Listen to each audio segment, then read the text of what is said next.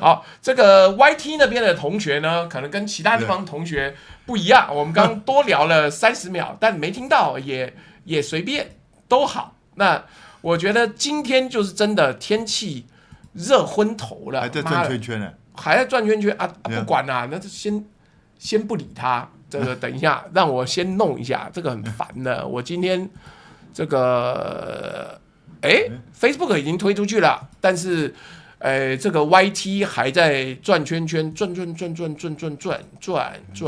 久了。哦，常常这样子。好，OK 了，终于出来了，已经转完了。那这个我们前面聊的，你可能就不知道，是彬哥今日呢是确确实实的走了大概3公里多来我们这边的。还好啦，就是因为我是走到那个西湖捷运站，然后坐捷运到大直，然后再从大直再走过来，对，还好啦，对啊。那某种程度是还好，但是今日的状况还是要跟彬哥报告一下。干，我刚险些来不及赶回来，你知道我赶上高铁，我从台中站坐上来，我是在12车的最后一个门，然后跟人家这样贴在那边，我整个背已经贴到门口了，因为所有已经塞满满。我跟你讲，我去订票啊，因为我投完那个篮协的票之后啊，投完之后我要订票，结果你知道，你猜看他那个高铁票下一个可以买的时间是什么时候？什么时候？22点25分。彰化车这么少吗？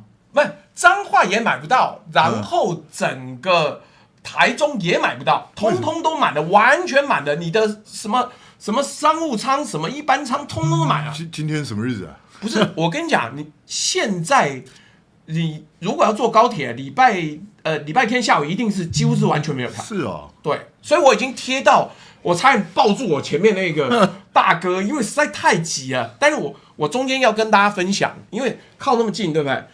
难免会看到他的 line， 他的 line 的最上面一个呢，名字叫做亲爱的，然后底下有好像不是有一栏吗？叫做站门口。听起来不是很安全，所以我想一想就好，那希望他一切顺利。后来就下去了，我就不知道为什么亲爱的会叫他站门口，这个听起来不太妙。而且我今天呢，还有网友说有拍到小弟，我今天是跑去篮协投票。篮协你知道这一任的啊，上2任的篮协理事长是谁？我知道有一个是丁守中啊。以前嘛， 对不对？对。但为什么我们要到彰化投票呢？是，那当然是跟彰化有在地的关系。猜一个人，一个豪宅里面还有篮球场的男人。谢点林，看，没错，就他妈谢点林。看，因为谢点林是过去2届的理事长，而且根据小弟看到的消息是，过去几次好像都流会。干，我现场看，我想因为。连我这个声音都没关掉，因为应该这样讲，我通常去看，就是我一直传说中那个运动协会很了不起，对不对？就是各种各样的争夺，什么足球协会啊，妈什么几千万什么的，那个足球协会有拿 FIFA 的钱呢，就是全球足协，对不对？所以之前搞什么有什么8000多万，对，就谢点林篮协，我去投票，想不到小弟是会员，我那个投票单一打出来，还有那个那个玉龙的那个你说严什么联？不是严凯泰的头严什么玉莲啊？对啊，对，严陈玉莲，对。演什么？我看到严凯泰，我可能就现场把选票烧给他，干吓死我！看到严凯泰没有啦，有那个什么钱维娟呐，还有什么言行书啊，是的，这都篮球名人嘛。对，他们也都有选什么里监事的那个票，就是。所以你什么时候成为篮协会员？这个多年以前，因为某一些原因，我就热心公益，成为了篮协的会员。篮协会员要缴会费耶。那所以总之我去看了一下，发现一个很有趣的事情，就这也不是多严重，但彰化的蓝营推谁出来选？彰化现在魏明正啊，魏明正对不对？对啊，我在整个周边我没有看到他海报我一张海报都没看到，他妈导致我到那边我要想说，彰化的蓝营是谁？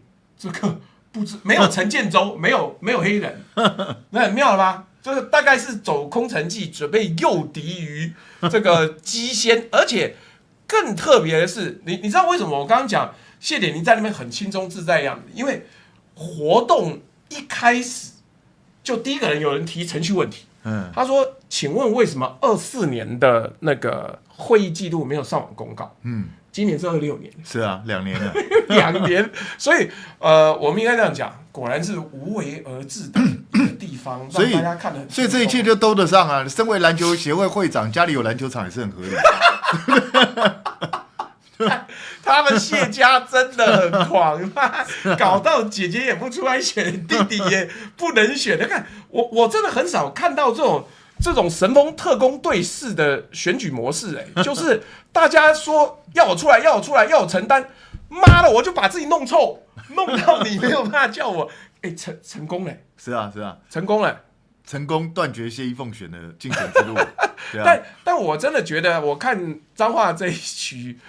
不是很妙了，这个恐怕现在就不知道了，就是看有没有什么情势转变。其实老实讲，陈树月转变什么外星人入侵，不知道，搞不好那个什么陨石掉下来砸到哪里了，对啊，因为陈树月其实本来没有很强，因为最强的不是民进党最强不是陈树月，为什么他们也没有派最强的人出来？理论上来讲，大家是认为黄秀芳比较强一点，对啊。可是他们也没派，虽然我都不熟，但是我也觉得黄秀芳名字我比较常听过，因为当场我唯一有看到的是跟黄秀芳联合挂看板，是，然后还冒出来一个不知道什么人，什么国外留学什么东西，想要选那个彰化市市长。这个刚刚有网友抖内了一只猫，那所以我们简单判断一下，因为我今天难得去，那我最后留一个问题，彬哥可以一边回答一边想。猜猜看，绿营这次是派谁来选篮协理事长？但是在那个之前，我们就问一下你自己简单分析一下彰化这一局，你觉得怎么样？彰化这一局现在当然很艰难了，因为魏平正毕竟虽然他不是所谓的空降，其实他是在地人，但他选过香港，我不知道他是谁，但大家都对他印象很不深刻。然后我就直接讲，我以前只听过魏平傲，没听过魏平正。魏平傲，他们是兄弟对吧？不是完全没关系。不是搞什么？我看，而且魏平傲如果跟他是兄弟的话，魏平傲已经先去多年了。也长门孙末门爷嘛，也不是不可能。但是就是也没听过，不是从哪里挖出来的。他以前选过乡长也没选上嘛，对啊，所以当然他据说他在地人脉是不错的，也就是在他们那边魏家是有一定程度的势力，但是问题是就是他属于地方的中级势力，不算是大型的势力，不是那个中级什么中级一般的，不是中级一般，是中间的中级的势力，所以他要选上，老实讲了，除非谢依凤愿意帮他辅选，不然的话很难选得上。那谢家现在是支持魏平正。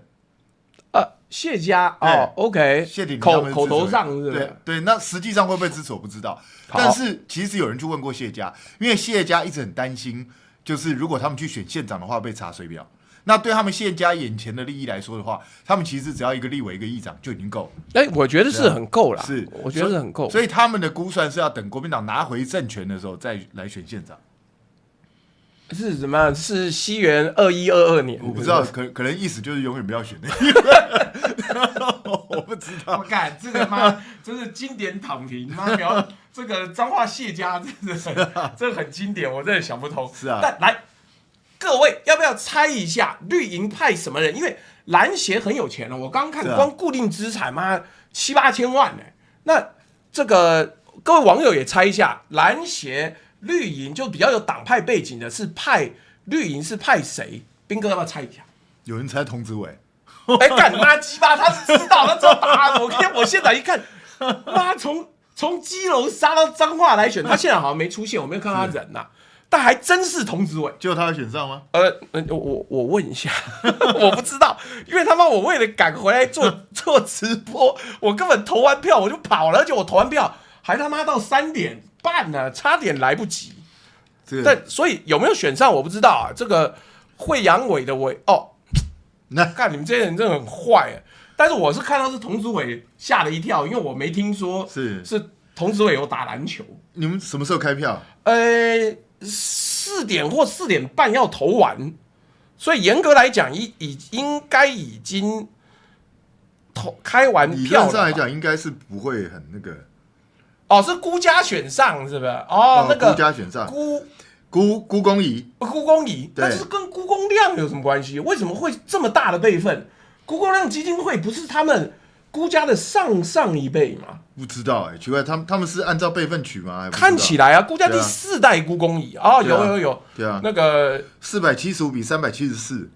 我跟你讲，今天现场动员很激烈，其实很激烈，很激烈，动员到就是我都想说，干现场怎么有一些比我还要老快30年的人在投票？好，但是我们就不要讲了，但我不清楚为什么派董子伟啊，就是我以为他真要篮协是很大很大的协会，是啊，篮足羽大概是全台湾最大的几个协会，资产又多，就董子伟没选上，是这个辜公仪是选上。好，辜公仪应该家里也有实力开篮球场。对，应该开篮球队啦，篮球队，但没有，好，不管，但希望他以后一切顺利啊。小弟是好歹是一个会员，我本来不想讲，因为今天有网友说，干有人拍到你跑去投篮协的，我想说我知道，阿弥陀佛，那就跟大家说一说，这真的很妙。这个其他的一切，我们今天终于要开始了。今天彬哥，我们要先讲阿扁。先讲赖校长还是先讲沈伯洋？你选一个都 OK。阿扁好了啊，等等，但是我要先问，好，我们等一下讲阿扁怎么样？那个时候发鸡排有没有遇到什么有趣的事情？就其实那天发鸡排，就是我在 TVBS 先发嘛，然后中天再发一次嘛，连发2次，对，发2次。然后我确认其中有一位那个人至少拿了5片。哎呦！是在地的那个低收入户，你也算是有，因为我在造福大家。我在 TVBS 我就发了3片给他，然后到了他就是一直来，对不对？轮回旋转木马。那问题是他怎么插队进来的，我也不知道，因为人其实很多，他一定要插队啊，不然怎么可能排得到？然后我到第2次在中天发的时候，还要发号码牌哦，他居然又领了第2次。会不会他花大钱？我花1000块，你去买10个鸡排，然后我一定要排队？还是说我误会他？他其实只是帮人家领，也就是那个人家会是谁？就是可能年纪比较大的，他不耐久战，所以他就是我不知道，不然他号码牌你想得出来，我都不敢相信呢。不然他号码牌从哪来的？我也许他买快速通关，就我跟你讲，这不是开玩笑。黄仁勋这次来又创了一个纪录，他要买烤玉米。各位，我们最近有带货那个台西乡的临时烤玉米，他跑去不知道哪个夜市，这一次去哪个夜市我没注意，我只是随便在瞄，因为最近烂事太多，做直播都来不及。他跑去某个夜市，然后看那个烤玉米很长，而且烤玉米又很久，所以他说我想要吃烤玉米。那他跟老板讲什么？他说老板，我把这一摊现在所有排队人都买了，能不能让我先插队？那你看大家自然就那就很 happy 啊，对，所以也许那个什么黑衣眼镜男，也许就是那个人就是帮忙后面人都买单了什么之类的，也许吧，我不知道，也许他是很慷慨的，我不晓得。刚才请人头排队拿号码牌嘞，那怎么样？很快就发完了吗？很快啊，我在 TVBS 中间还有一个厂商比较 delay。所以我总共只花了不到半个钟头就发完了。对，然后在中天因为还有发奶茶，所以比较久一点。大概为什么只有中天有奶茶？瞧不起 T 台的？不是，因为要送奶茶的人都集中在中天啊，黄阳明啊、马千惠啊，然后那个历史哥啊，然后张委员啊。那 T 台的来宾就比较穷，对不对 ？T 台因为他们像什么谢文吉啊，他们赵康对啊，他们都没有说要请真奶，所以就只好在中天才有发真奶。哇，原来有一些文化上的隔阂，但也不能怪他们，毕竟年纪有差一点。是啊，所以我想介大使他们也不是说不想请，而是他们大概不会想到这些东西啊，就不是他们那个世代的东西，所以有差，所以就这么顺利利发完，没有人来现场闹场，对吧？闹场倒没有。对，那但是还蛮多，就是其实我2天发下去，我发觉有60%人是重复的。应该这样讲，根据小弟的经验，我跟你讲，全台湾打赌发过最多鸡排的就我，24000份。我知道，我派了2组人，提前1个星期下去，每一个都付现金，是全部付现金，然后所以没有人不开心。但我的意思是说呢，就是会有一些人，你挑那个地方已经比较偏远，没有住人，没有住一般人呢，我在大直发的时候，附近的所有这个，我不要说低收入户啦，附近所有生活比较困窘的人都会来不停的排队。是，那你就排，你怎么又是你，又是你，又是你，那搞到最后我都不好意思说，所以就没办法干 T 台可能找张思刚那种，就比较吝啬一点那种，那没办法，所以这个那领鸡排集团真的很厉害，是啊，他就可以，而且有一些你挑的地方已经很偏远了，譬如说中天那边，妈附近哪有住人啊？是啊，根本没有，好吧？除非那个机车行的老板说干，给我去领，我要吃10个，不然那附近人真的比较少啊，只有便当店的店员什么之类的，所以重复人比较少。是，对我那个重复大概6成，而且更可怕的是，你知道，不管在 T 台还是在中天，都有人早上8点多去排队。你知道 T 台那边他甚至鸡排而已，对啊，干他不会中暑吗？那个酸碱死了，那个警卫跟他讲说，那 T 台警卫还很好心跟他讲说，旁边有个美食街，有可以吹冷气，你们先去吹，等到时间快到了你再过来。那他们是怎么样想要抢到第一个一清方泽，是不是？就跟海边哥来一个拥抱，干为了鸡排抱死你。是啊，所以我也觉得很怪，提早4个小时来。是啊。然后我后来在、你不是1点还是2点吧？啊，我是2点啊，我都2点吧。对啊，提早6个小时。对，然后更好笑的就是，我后来在 T 台发完了，我跑到旁边那个全家去买饮料解渴。结果你知道，刚好就看到有2个是我发鸡排的时候，他们领鸡排。就那个女来跟我讲说：“斌哥，你的鸡排比昨天那个好吃。”昨天的是谁发？你知道，昨天是在市议会是朱凯翔发的。那没办法，好不好吃跟人有关啊。所以你看，他跑到市议会，然后第2天再来然后第3天他也来了。第3天在中天他也来，专门这真是鸡排游牧民族不是干这个6小时太夸张嘛？6个小时他妈可以飞到新加坡了我如果顺风话，我可以飞到巴厘岛了结果我他妈为了这个就排个鸡排，而且也不是干你那个鸡排，你那个系列买，我们不要讲店家，那个系列买要最贵是什么？是多少钱？对吧？85，那还算公道了啊。OK， 对啊，我买最便宜是胖老爹75。我让开元社更便宜。开元社听说现在不知道60还多少，但是开元社的鸡排就有点软烂。对啊，就是这个我们也不要多说。但是由于小弟就是台湾唯一 the only， 我买的鸡排数量足以影响卜蜂的股价。是啊，我下次干脆直接跟卜蜂合作好了。这个秦明说抖2罐台币给2位，边喝撒泼肉边听。那这样子发完之后。是不是有一阵子在家里就吃树皮啃草根？没有那么严重了。我跟大家报告，其实我发还有赚。对啊，因为我总共花了大概8万2左右啊，1天因为平均嘛，大概就8万2。然后呢，人家抖内我8万6。所以我还赚小赚1集通告费是吧？哎呦，鸡排经济学真是不错，所以就这样子。其他不用讲，看我鸡排的专业还经过陈其迈认证因为陈其迈后来在那个韩国瑜跑去选之后被罢免之后，他们后来办炸物节，他们就办了一个大活动，我还去当评审你看是不是以鸡排的专业横跨你是全台文化全台湾发鸡排发最多的人24000份，我下次要不要直接跟源头合作算了，看叫卜蜂或泰山赞助我。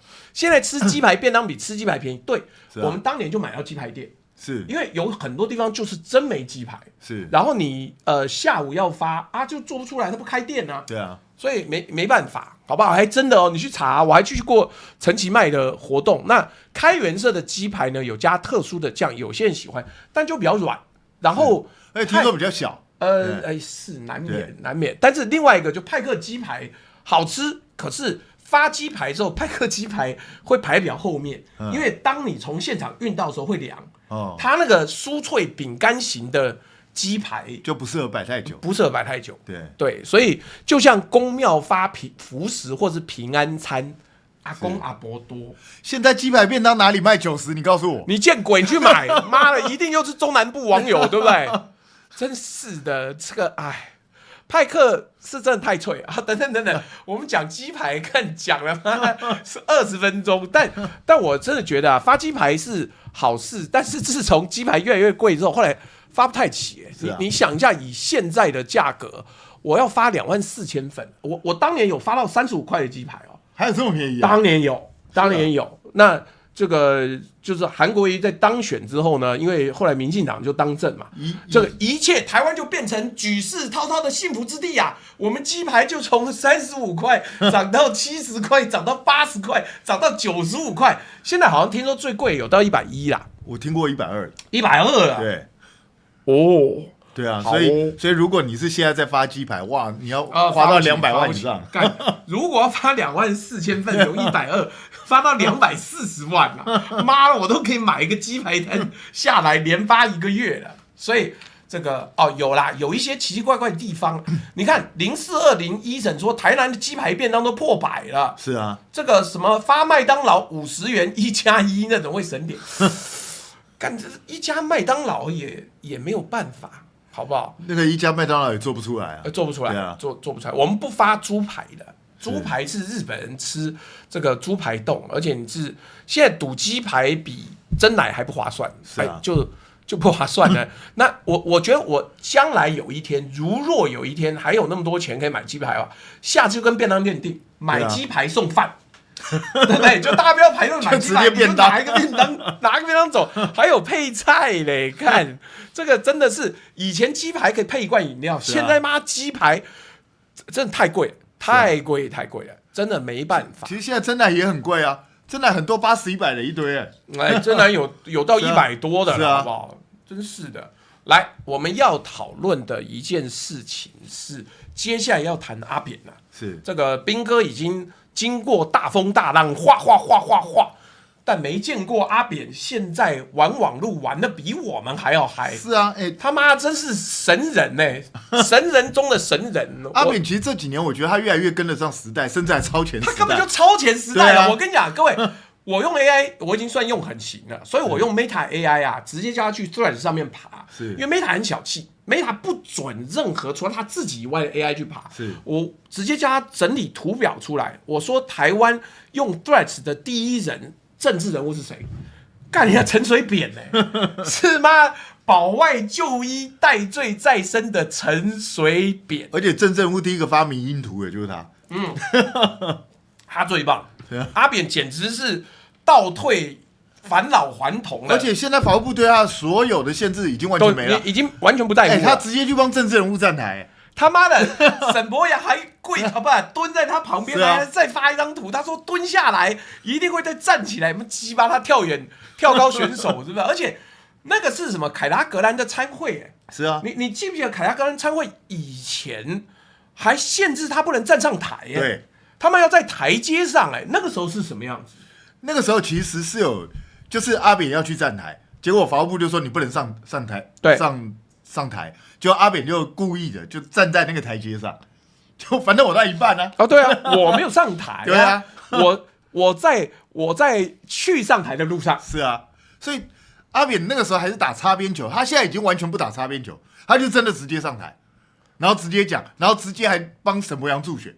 有，他现在直接就这样，他好棒。那你看法务部有在讲什么都不说，法务部屁也不吭，而且我也觉得很好奇，蓝营现在也都怎样，通通都躺平了，对不对2个这个卸任总统，一个蓝营自己也打，然后另外一个卸任总统呢，蓝营自己就放过没事嘞。你有看过任何一个在野党或蓝营敢质疑陈水扁做的太过分吗？不过我是觉得不要质疑，就让陈水扁继续做，放给他烂，对不对？放给他飞。因为其实这个就是一个观感问题嘛。现在我们也都知道，民进党绝对不会把阿扁抓回去，不会，阿扁就会越来越嚣张。他连谴责都不会，不要说抓回去标准太高，他连弹他一下，或者是法务部出来说你这样不行哦，乖，阿扁边巴巴大侠不行，不可能，他不会。所以你就让阿扁越来越这样走跳其实他走跳的越多，就越证明台湾的司法是个笑话。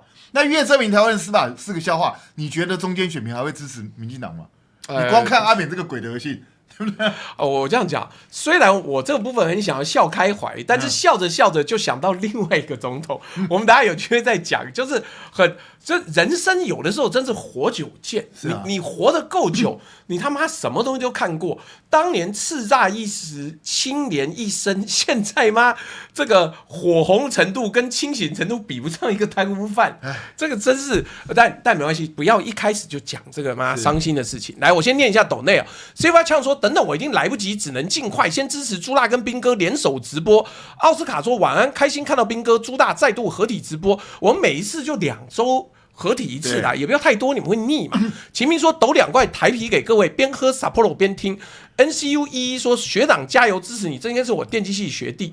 然后 Thomas 姚说明天郑丽文要访美了，李德惠被采访到，问到会不会见到川普，用了拭目以待。川习会说，川普说会和台湾领导人谈谈，那个是郑丽文吗？毕竟川赖到现在还没通过电话。我等一下，给我30秒讲一下这个东西， okay. 好不好？干，我觉得有梦最美。妈，你是不是回家再睡个觉好了？坏掉龙9说，请支持云林80块4菜鸡排便当，担任阿鲁巴老猪兵按赞分享，加群热推购买商品，也请为老猪祝福打气，谢谢。CCL Epic of Life 说，领免费鸡排，大概能让台湾不分蓝绿白，直接达成族群融合、世界和平。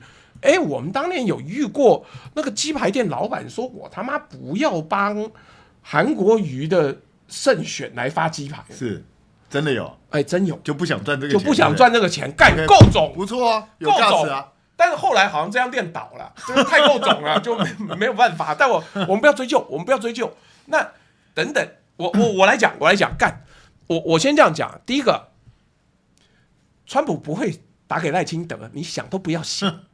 你想想看，我们就一个常理推断。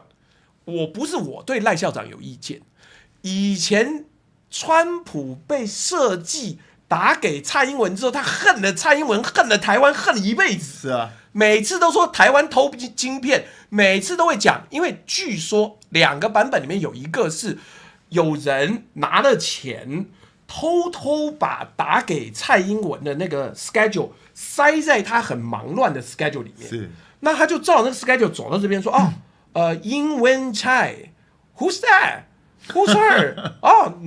No problem. That's just call her. 然后就打了之后干被老共妈打到飞天。是啊，所以他后来对台湾恨到入骨，就是他妈你给我瞎鸡巴弄，就这个第一个。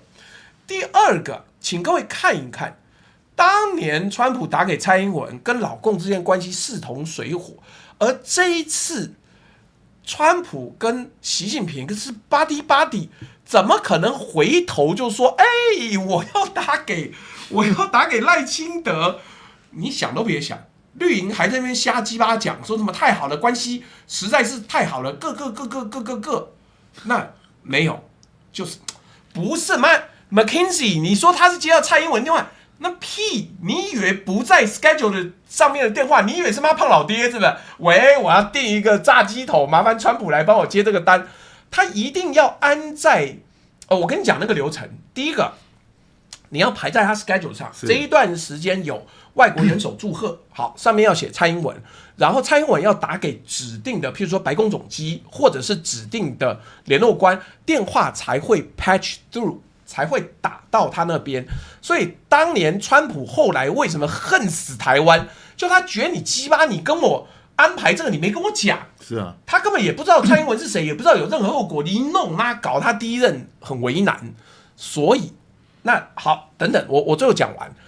你怎么可能认为川普会失心疯？在习近平一再跟他交代9月还有访问的时候，你说会打给？赖清德，我真不觉得干140亿的美金的东西都不卖嘞，武器都不卖嘞，蓝白在那边说什么挡半天，最后还不如不卖。但好不管，这个我就讲到这里。至于那个郑丽文呢，会不会接到川普？那我这样讲，我认为我见到川普的机会比较高。我在家里打开电视，看到川普会见到川普。那其他的呢，请大家就不要多想了。好吧，早点睡比较好。我讲了，之前我是有听人跟我讲说，郑丽文在一次就是内部的参叙里头，有人在问他说：“你真的有打算要见到川普吗？”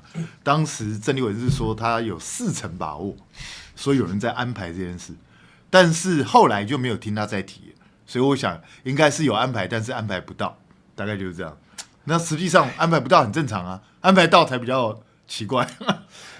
来，我这样讲，国民党呢，我们也不是不熟不认识的。我跟你讲，各位分析这个东西，我就在跟彬哥一起的时候，我才会讲。其他平常是我屁都不吭。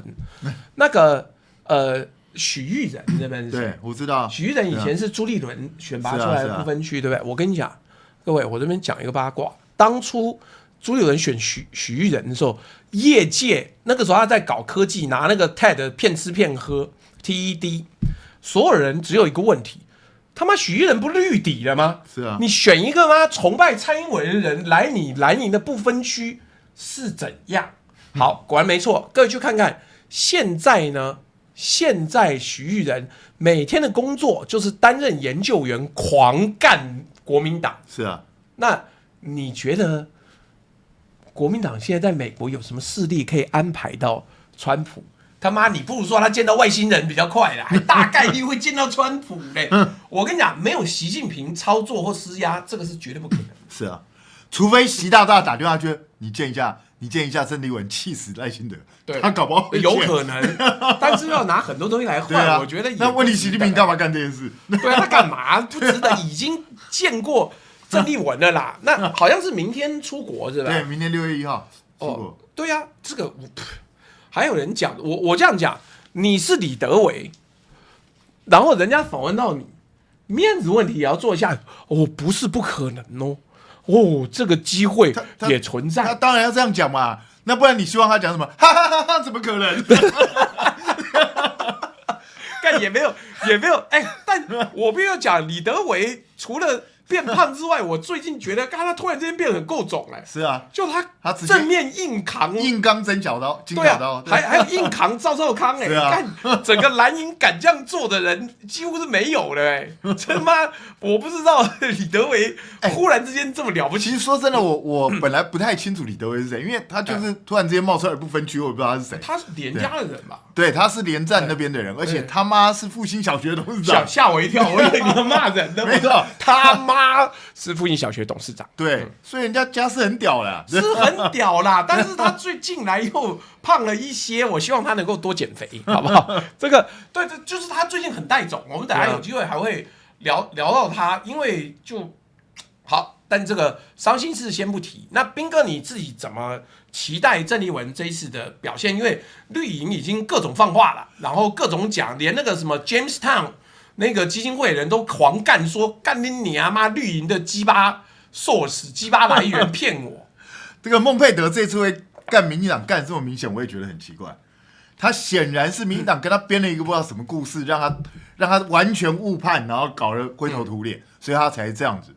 然后，可是问题是郑丽文这次去呢，据我所知，他见到最高层级大概就是参议员等级了。他能进那个联邦大厦都了不起了，我觉得就是艾森豪大楼，对我觉得不知道有没有这个机会，但他是会去 CSIS 智库去演讲。对，大概就是这样。但我跟你补充一点，我跟你讲，我最近在做一个题目，我妈已经查了好几天了。是，基本上所有我跟你讲，这个我透露一下，当做预告。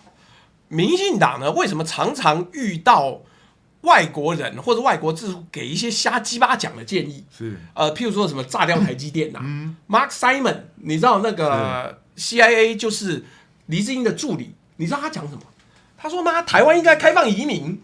让移民他妈来做你的佣兵，我想说，所以我们现在引进10万印度人就是为这个来的，知道吗？等等，我跟你讲，所以为什么呢？因为大部分的智库都是吃民进党奶水长大的。我去查了，因为依法美国的智库要公布它的资金来源，所以我这样讲啦。正确的用法，你去喂智库，我不反对。谁不喂呢？以前国民党有喂啊，但是就国民党比较蠢啊，喂完之后连这个他那个叫什么驻外代表、驻美代表都裁撤掉了。是啊，那谁弄的？那个好像就朱立伦时代把它结束掉了。对啊。好，我以为又可以怪到马英九。好，不管。那裁撤掉之后就断联、断关系。那所以有一个问题，没关系，就是台湾的那个什么民主基金会，那给钱，然后台湾政府给钱，然后这个各种各样什么旅外台湾人协会什么的给钱也都好，因为你给钱可以让他扮演游说团体。是啊，美国的基金会可以扮演游说团体，但出了另外一个问题，他们问题是他给钱之后，请他们做出来的东西是要拿来大内宣的，是他没有要真正让医生来开处方。是，其实他们民进党这一招很厉害，国民党以前是真的去游说美国国会，希望美国能够给台湾一些好的东西或什么。那民进党去游说呢，他游说唯一一点就是叫美国骂国民党。他要做的就是这个，其他都不重要。所以不是我这样讲，你跑去看医生，妈你老都烂掉了，你不能跟他讲说我没有，我这个每天还看他很健康，那所以医生就不会对症下药啊。所以他最后他们做出来的结果都是配合你大内宣，结果没有解决你的问题，所以才会有。我还查到有智库是吗？上个星期讲你台湾不行，下个礼拜忽然之间说台湾好棒棒。那这个等等我就插个嘴而已，因为我在研究这个东西，要好好的分享一下。但是这个我记得郑丽文这一次光出访就被搞了很多阿萨布鲁的东西，什么拒绝日本议员啊，然后拒绝 Jamestown 啊，然后说什么侨胞要落地招待什么的。这个彬哥知道是什么状况？其实就是很明显嘛，就是郑丽文指控了，就是侨委会已经在动员，就是到处在搞他，然后民进党在这边也是想尽办法，希望在郑丽文出发之前就先营造那一种美国人对他非常疑虑，而且国民党非常就是不识大体，在乱搞这样的一个形象。那问题就是他们怎么会搞到孟佩德翻脸？我也不懂啊，孟佩德就被喂一些资料，不喂资料也就算了啊，为什么要翻脸？是啊，他没有必要。你知道孟佩德他们智库是长期被民进党他反共对啊，他严重反共，他是非常极端的，就是仇中的人。是，结果他居然在这一次会去搞，而且我头一次看到国外的智库用这么尖锐的字眼叫 foolish DPP source。对，我真心想不通，这个倒是操纵过头了啦。是啊，我觉得他们一定是给他讲个天花乱坠，讲到一个非常离谱的一个状况，结果孟斐德自己发现根本就是在乱扯，然后他才忍不住翻脸。北宋，因为我们这样讲，智库最重要是要预测的准。是啊。你知道当年韩流来的时候，没有一个智库预测准，那个也不怪他们。可是你每次都把这些智库的人，比如说葛莱仪基本上来台湾大概就不会见国民党。是，那从 CSIS 时代到现在马歇尔基金会时代，都算了，没关系。可是你就会让智库的这些首脑呢显得很难看。是啊，他每次被你喂资讯喂完回去之后，就是国民党烂，结果最后国民党又赢。那赢了之后，他要怎么预测呢？是啊，那所以就是就是算我也不知道怎么讲啊。所以我觉得民进党当然也不敢去对孟佩德讲什么了。有一些侧翼开始骂他，说他妈爱中共。那些侧翼就是搞不清楚状况了，民进党根本不敢得罪孟佩德了，就当作没这回事了，就混过去，对吧？对啊，一定是这样。但是我是觉得郑丽文上台之后，国民党虽然我知道国民党资源不多，但是其实是要加强去经营这一块，经营包括合理嘛？对，国外的智库，包括国外的媒体，你都要去经营。而且我说真的啊，我一直在讲的就是国民党，你不要跟我说什么你党产被扣，什么挖沟了，你们历任的党主席、副主席家财万贯的一大堆，叫他们掏一点出来嘛。对啊，你们每一个人都说自己很爱党，结果要拿钱的时候都翻脸。不好意思，没那么爱哦。所以，他们国民党内，我跟你讲，那些大佬身家破百亿的一堆。对，你叫他跌倒一下，一摔就掉出来几十亿。是啊，所以你们拿个几亿出来救一救国民党不行吗？但是我看他们都不愿意。我看都不愿意，因为我这样讲，我研究，我这边先透露一个结果啦。这个因为之前有网友抖内200欧，叫我做一下为什么民进党一直得民心。其中有一个原因是因为民进党非常善于掌握英文媒体，是他的 Focus Taiwan 是拿台湾的这个公司的预算去翻全英文。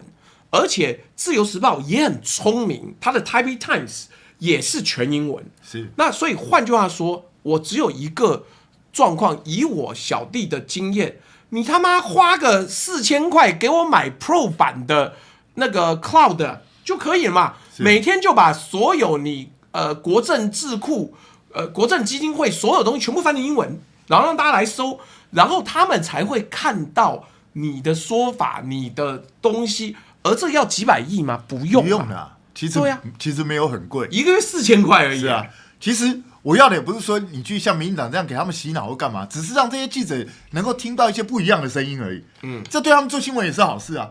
他有两边不同的消息来源的话，他也可以多丰富他的新闻内容。他可以平均做啦。哎呀，以前这个我就不多讲嘛，不然讲这种东西真北蓝。外交部固定办的茶会，什么小的喂资料，又不是没听过，之前不是还有一个更夸张，选前啊，外交部国安单位人员悄悄的跟美国之音什么单位讲说，听说嘛，5月天已经被中共收买了，他们扣押他，要求他回来带风向，选总统的时候不要投给绿营的啊，干结果嘞，还不是照样赢了。5月天也没讲过政治的东西呀、他傻了才会去碰政治的东西。对啊，那结果这个消息还传出去，他妈那个时候我还看到这个英文新闻，我想说seriously 真的假的？结果后来打听一下，发现是拉到旁边附耳，跟他们讲说，只有你们2个知道哦。我跟你讲，会有这个，干他妈搞什么？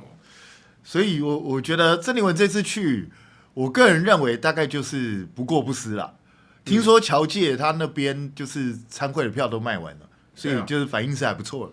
但是你说能够见到多高层级，甚至能够见到美国正式官方的人，我是很怀疑啊。有，你除非路上拦一台车，否则不太可能。所以我觉得你不要抱持太天真的事情。我是不想打赌，但是讲这个东西不会错。还是学赖清德，叫有人把郑丽文装到行李箱去，然后偷偷运到国会大山。我干，你看妈，人家以为你是恐怖分子，好不好？又不是妈瞒天过海，好不好？这个好了，这个我觉得就这样子，大家不要太硬撑。那我们回来，终于要讲阿扁了。这个我们的扁扁宝宝呢，是现在说有一个过了追诉期，所以无罪不起诉了。是这个是什么一回事呢？他那个是我一下有点忘记那个什么洗钱罪。对啊，那个据说尿尿不要讲那个八卦，就是陈敏勋是敏勋姐姐，对这个101的买官疑案跟洗钱案，其实很简单嘛。他就是因为阿扁，其实现在他不单是保外就医，他所有因为身体状况不好，所以他所有也是庭审。但你身体状况真不好吗？战斗陀螺都可以玩干的还，而且真是很鸡巴。台湾这些政治人物真是下流到极点，每一个都给我开始玩战斗陀螺。是啊，每一个都去玩。他妈，你平常不玩，流行你就玩，那搞屁呀！可是听说战斗陀螺是没有技术含量，因为那天我就听到一个新闻，对，就有一个女的跟她男朋友一起去玩战斗陀螺，她男朋友参赛，结果她后来不知道人数不够还干嘛，结果那个女的也说那我也跳下来玩好，她从来没玩过，就她拿冠军。因为小弟多年以前也陪着我的儿子们玩过战斗陀螺。我跟你讲，战斗陀螺很靠运气，因为就算你钱多，你用那个射出型的那个转盘跟用拉的，不一定谁会赢，而且你有贵的。有吗？抄袭的，有盗版的，也不一定谁会赢。是啊，所以我说真的啊，阿扁他就是靠的庭审的关系，所以拖过了追溯期，然后追溯就没了。那可是照理来说，因为检察官为什么一直上诉？检察官认为他现在其实是冻结状态啊。对啊，如果是冻结状态，他那个追溯期应该要冻结啊。是啊，对啊，我觉得蛮合理的。对啊，不然的话，那还得了？那每一个我都想去把他装死，然后庭审，我所有的罪全部都过追诉期，我不就结束了？对啊，结果但这样还是洗钱案，还是彬哥还记不记得那个案子以前是什么样子？妈太久，我他妈都忘记了。其实不太记得了，很久，因为阿扁那时候好几个案子，他妈他可能还有5、6个案子。对，那我跟你讲，网友刚刚讲很贱，他说为什么陈水扁会赢？是因为甩陀螺的时候手高速震动，嘘，妈弄到陀螺都冒烟，啪，弄出去之后，当然所向披靡，而且柯文哲也在玩。他妈柯文哲玩，还有年轻人说被他打败，说我这值得纪念，我被首都市长的战斗陀螺打败。妈干这个，对了，有个新闻说日本战斗陀螺都缺货，被台湾黄牛买光了，就忽然之间红起来。不是我觉得当然啦，政治人物你难免嘛，就是社会流行什么，政治人物也要去蹭一下新闻嘛。那如果你不去跳啦啦队呢？不是，问题是，请问一下，陈水扁现在是政治人物吗？他不是，他是一个前科犯兼他是保外就医的人，他为什么要去蹭新闻？然后台湾的媒体还报这个新闻，然后还大家看得很高兴，觉得像台湾到底是什么怪地方啊？那就是我们的犯罪者啪啪照，而且我跟你讲，北监真正得癌症人都出不来。是啊，这不开玩笑，以前那个孙道存啊，他有攝護腺还是膀胱癌，哪一个忘记啊？他直到死了啊，不是，他没有死在里面，他出来之后过不了几个月就死了，因为就出不来。就是保外就医都已经癌症到末期的出不来。我跟你讲，别的我们不要讲，那个谁，小沈，威金小沈，你们记不记得那时候他几乎是每天跑医院急诊？为什么？因为快挂了。对。结果就是一样积压不让他保外就医，就是每次都要挂到监狱那个看守所内部没有办法救，赶快送医院。然后送医院呢稍微好一点又回去，就是这样子啊。那陈水扁为什么可以在外面保外就医这么久？你其他不用讲啊，干小弟也是。在那个入监期间，我有去住过桃园属立医院的9B 病房啊。但现在台面上人没有那么完整的就医经验。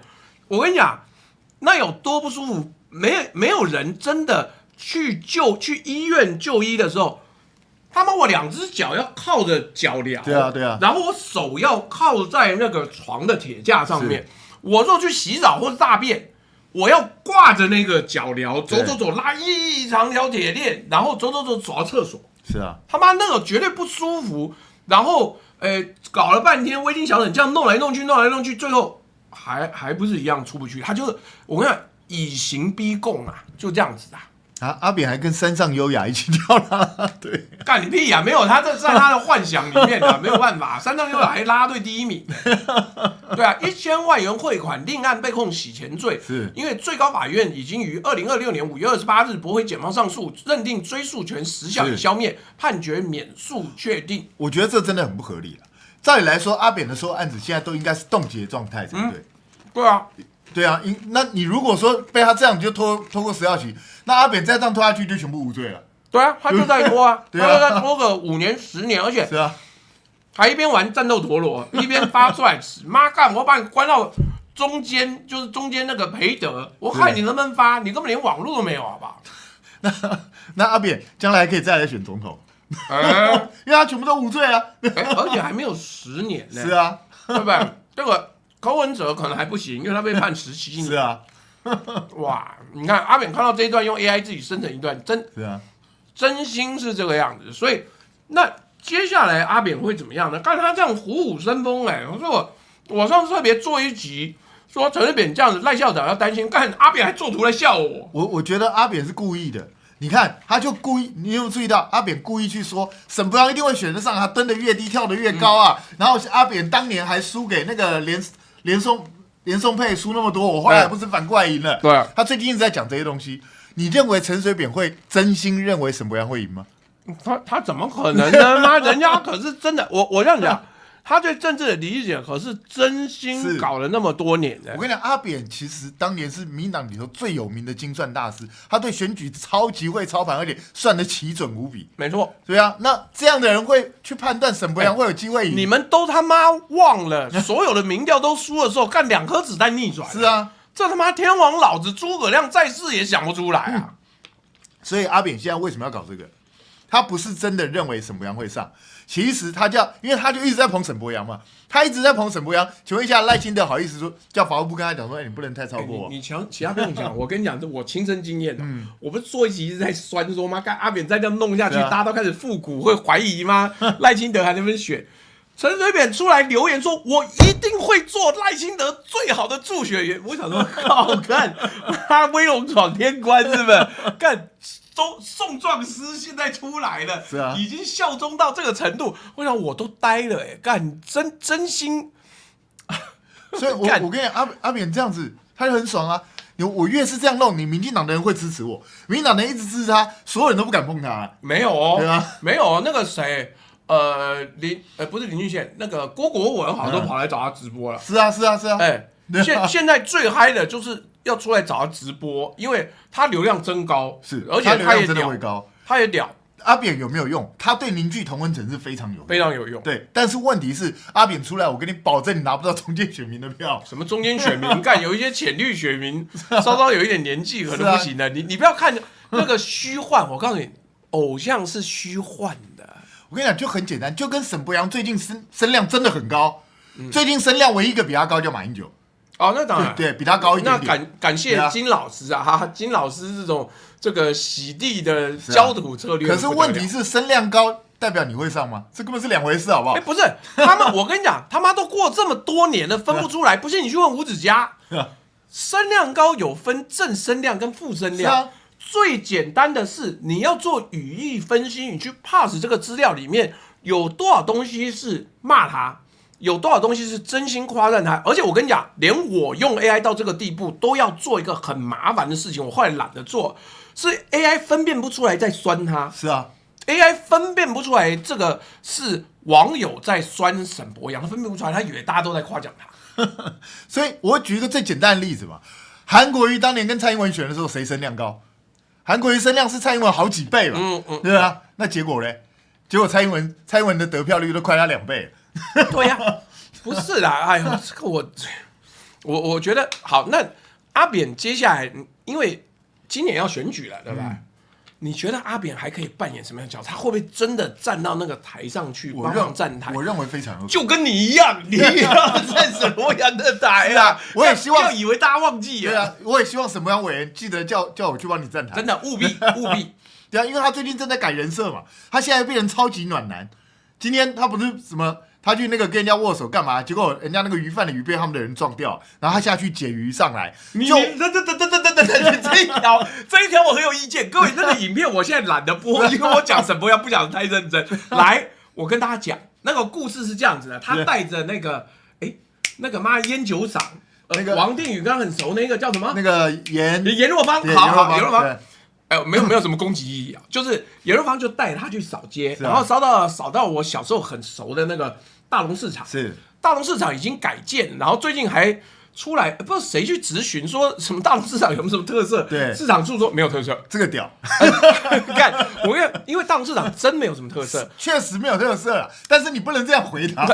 我不知道，就是反正那个脚案底下的怎么样，我就不多批评了。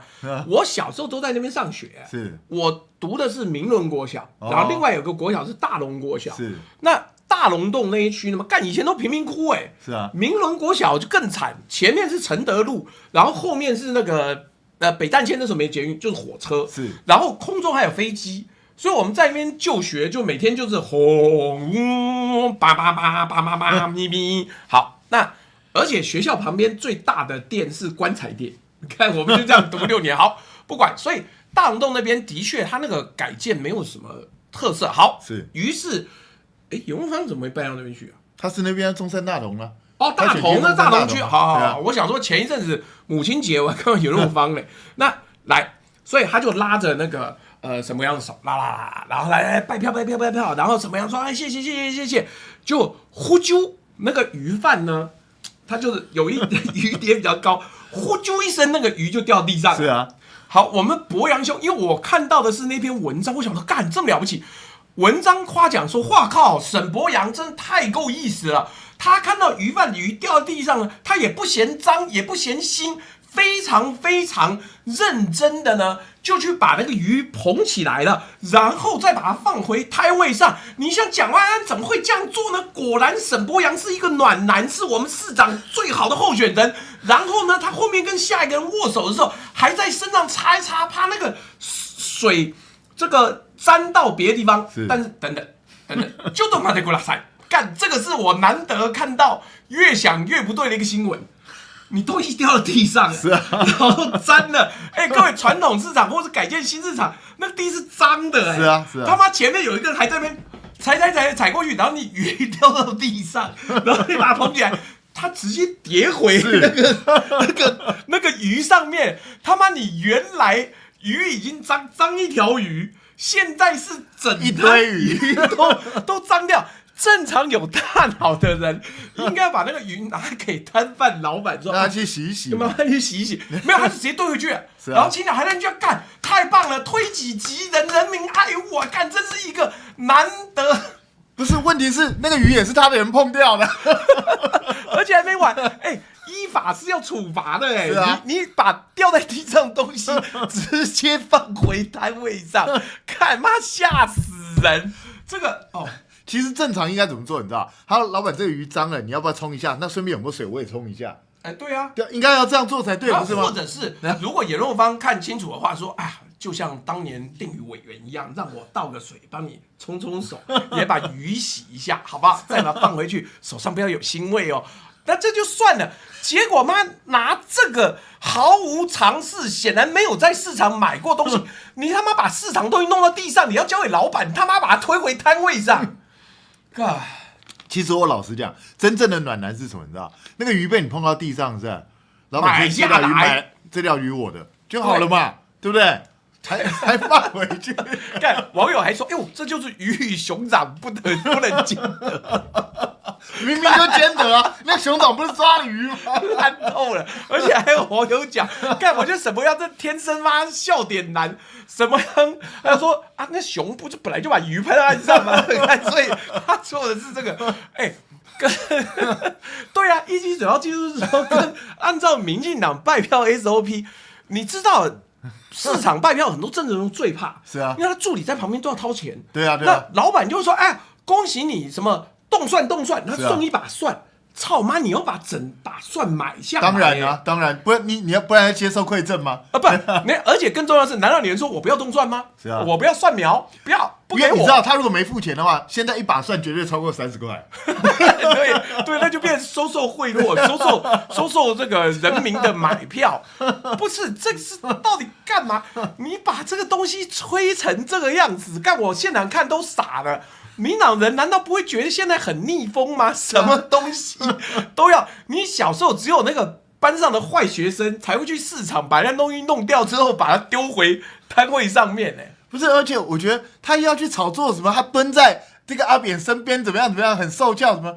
他是不能坐着吗？他为什么要蹲呢？不，因这个我要帮博洋辩解一下，因为那个他梯次太低，那个梯次呢是陈水扁旁边坐陈唐山嘞，是干嘛轮到什么他就拿个椅子吗？没有办法，所以他蹲着呢，我可以原谅，但陈水扁摆明就酸他，意思是说呢，你来我这边进贡，干我阿扁现在重回。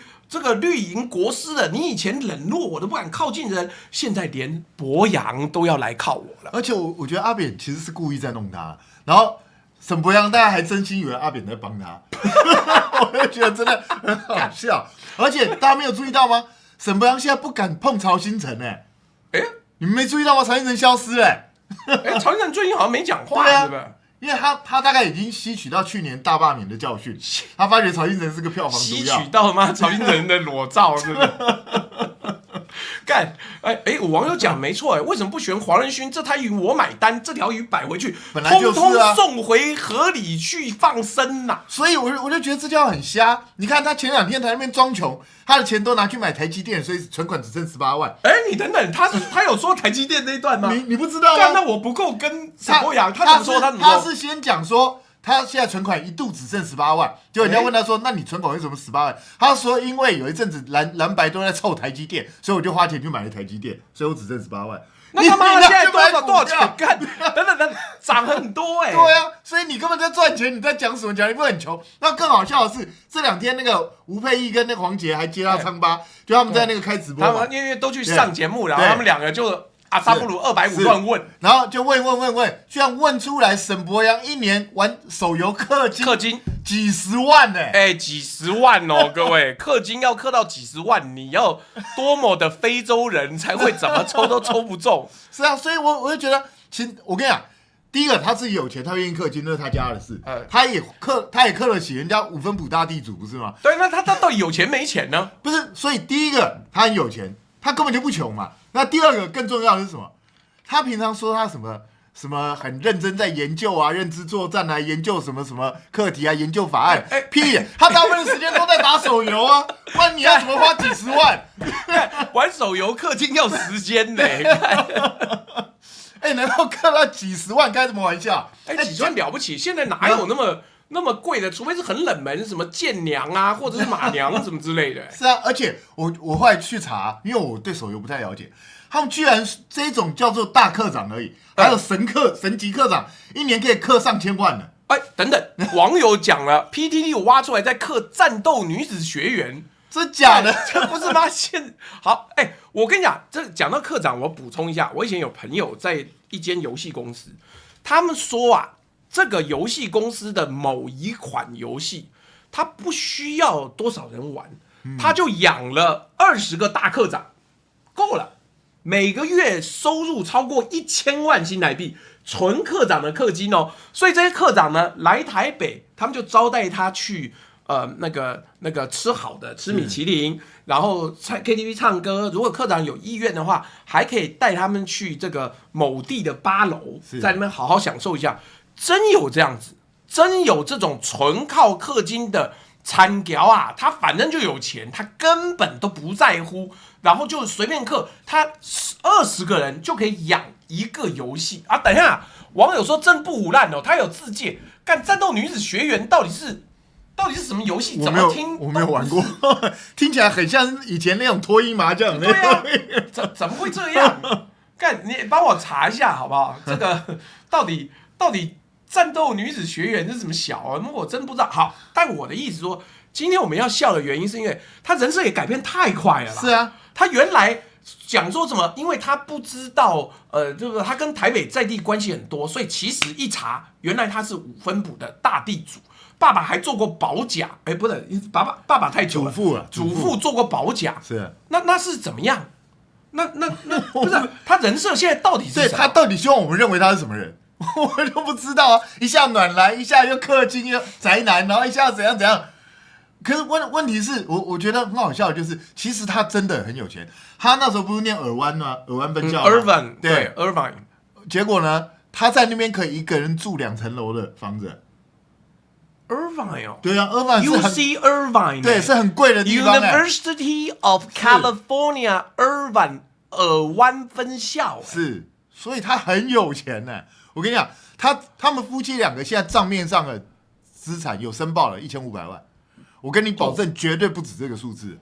哇靠呀！战斗女子学员早就停止营运了吧？是啊，干这个我不晓得，应该这样讲，我没有在玩这个。博洋至今也是全部击坠啊，就是妈帮谁倒。这个我跟你讲，10年前台湾很红，我好像有玩过那个 Colo Play。还是叫什么名字？那家公司游戏也是很冷门的，玩一玩我就放弃，我也氪金了，但我氪几百块而已。原定2025年内推出的战斗女子学员衍生新作，为了做好万全准备，将延期游戏的上市时间。妈叫什么要去开光啊？对不对？这个等，不是祖父当保甲也是要大人物才当了，基本上能够当到保甲，一定是地方士绅等级的啊。对啊，基本上是这样，对啊。所以他家一定是在地有基本势力，也有一定财力的人，这是绝对没有什么问题的。而且我说真的，他为什么要装穷我都不知道。他住大安区，对啊，他在大安区有房子，他常出国，是啊，他要常出国。然后他之前光 USAID 就给了他不知道几千万，是，对啊，所以他还没有，还有索罗斯基金会，还有索罗斯基金会。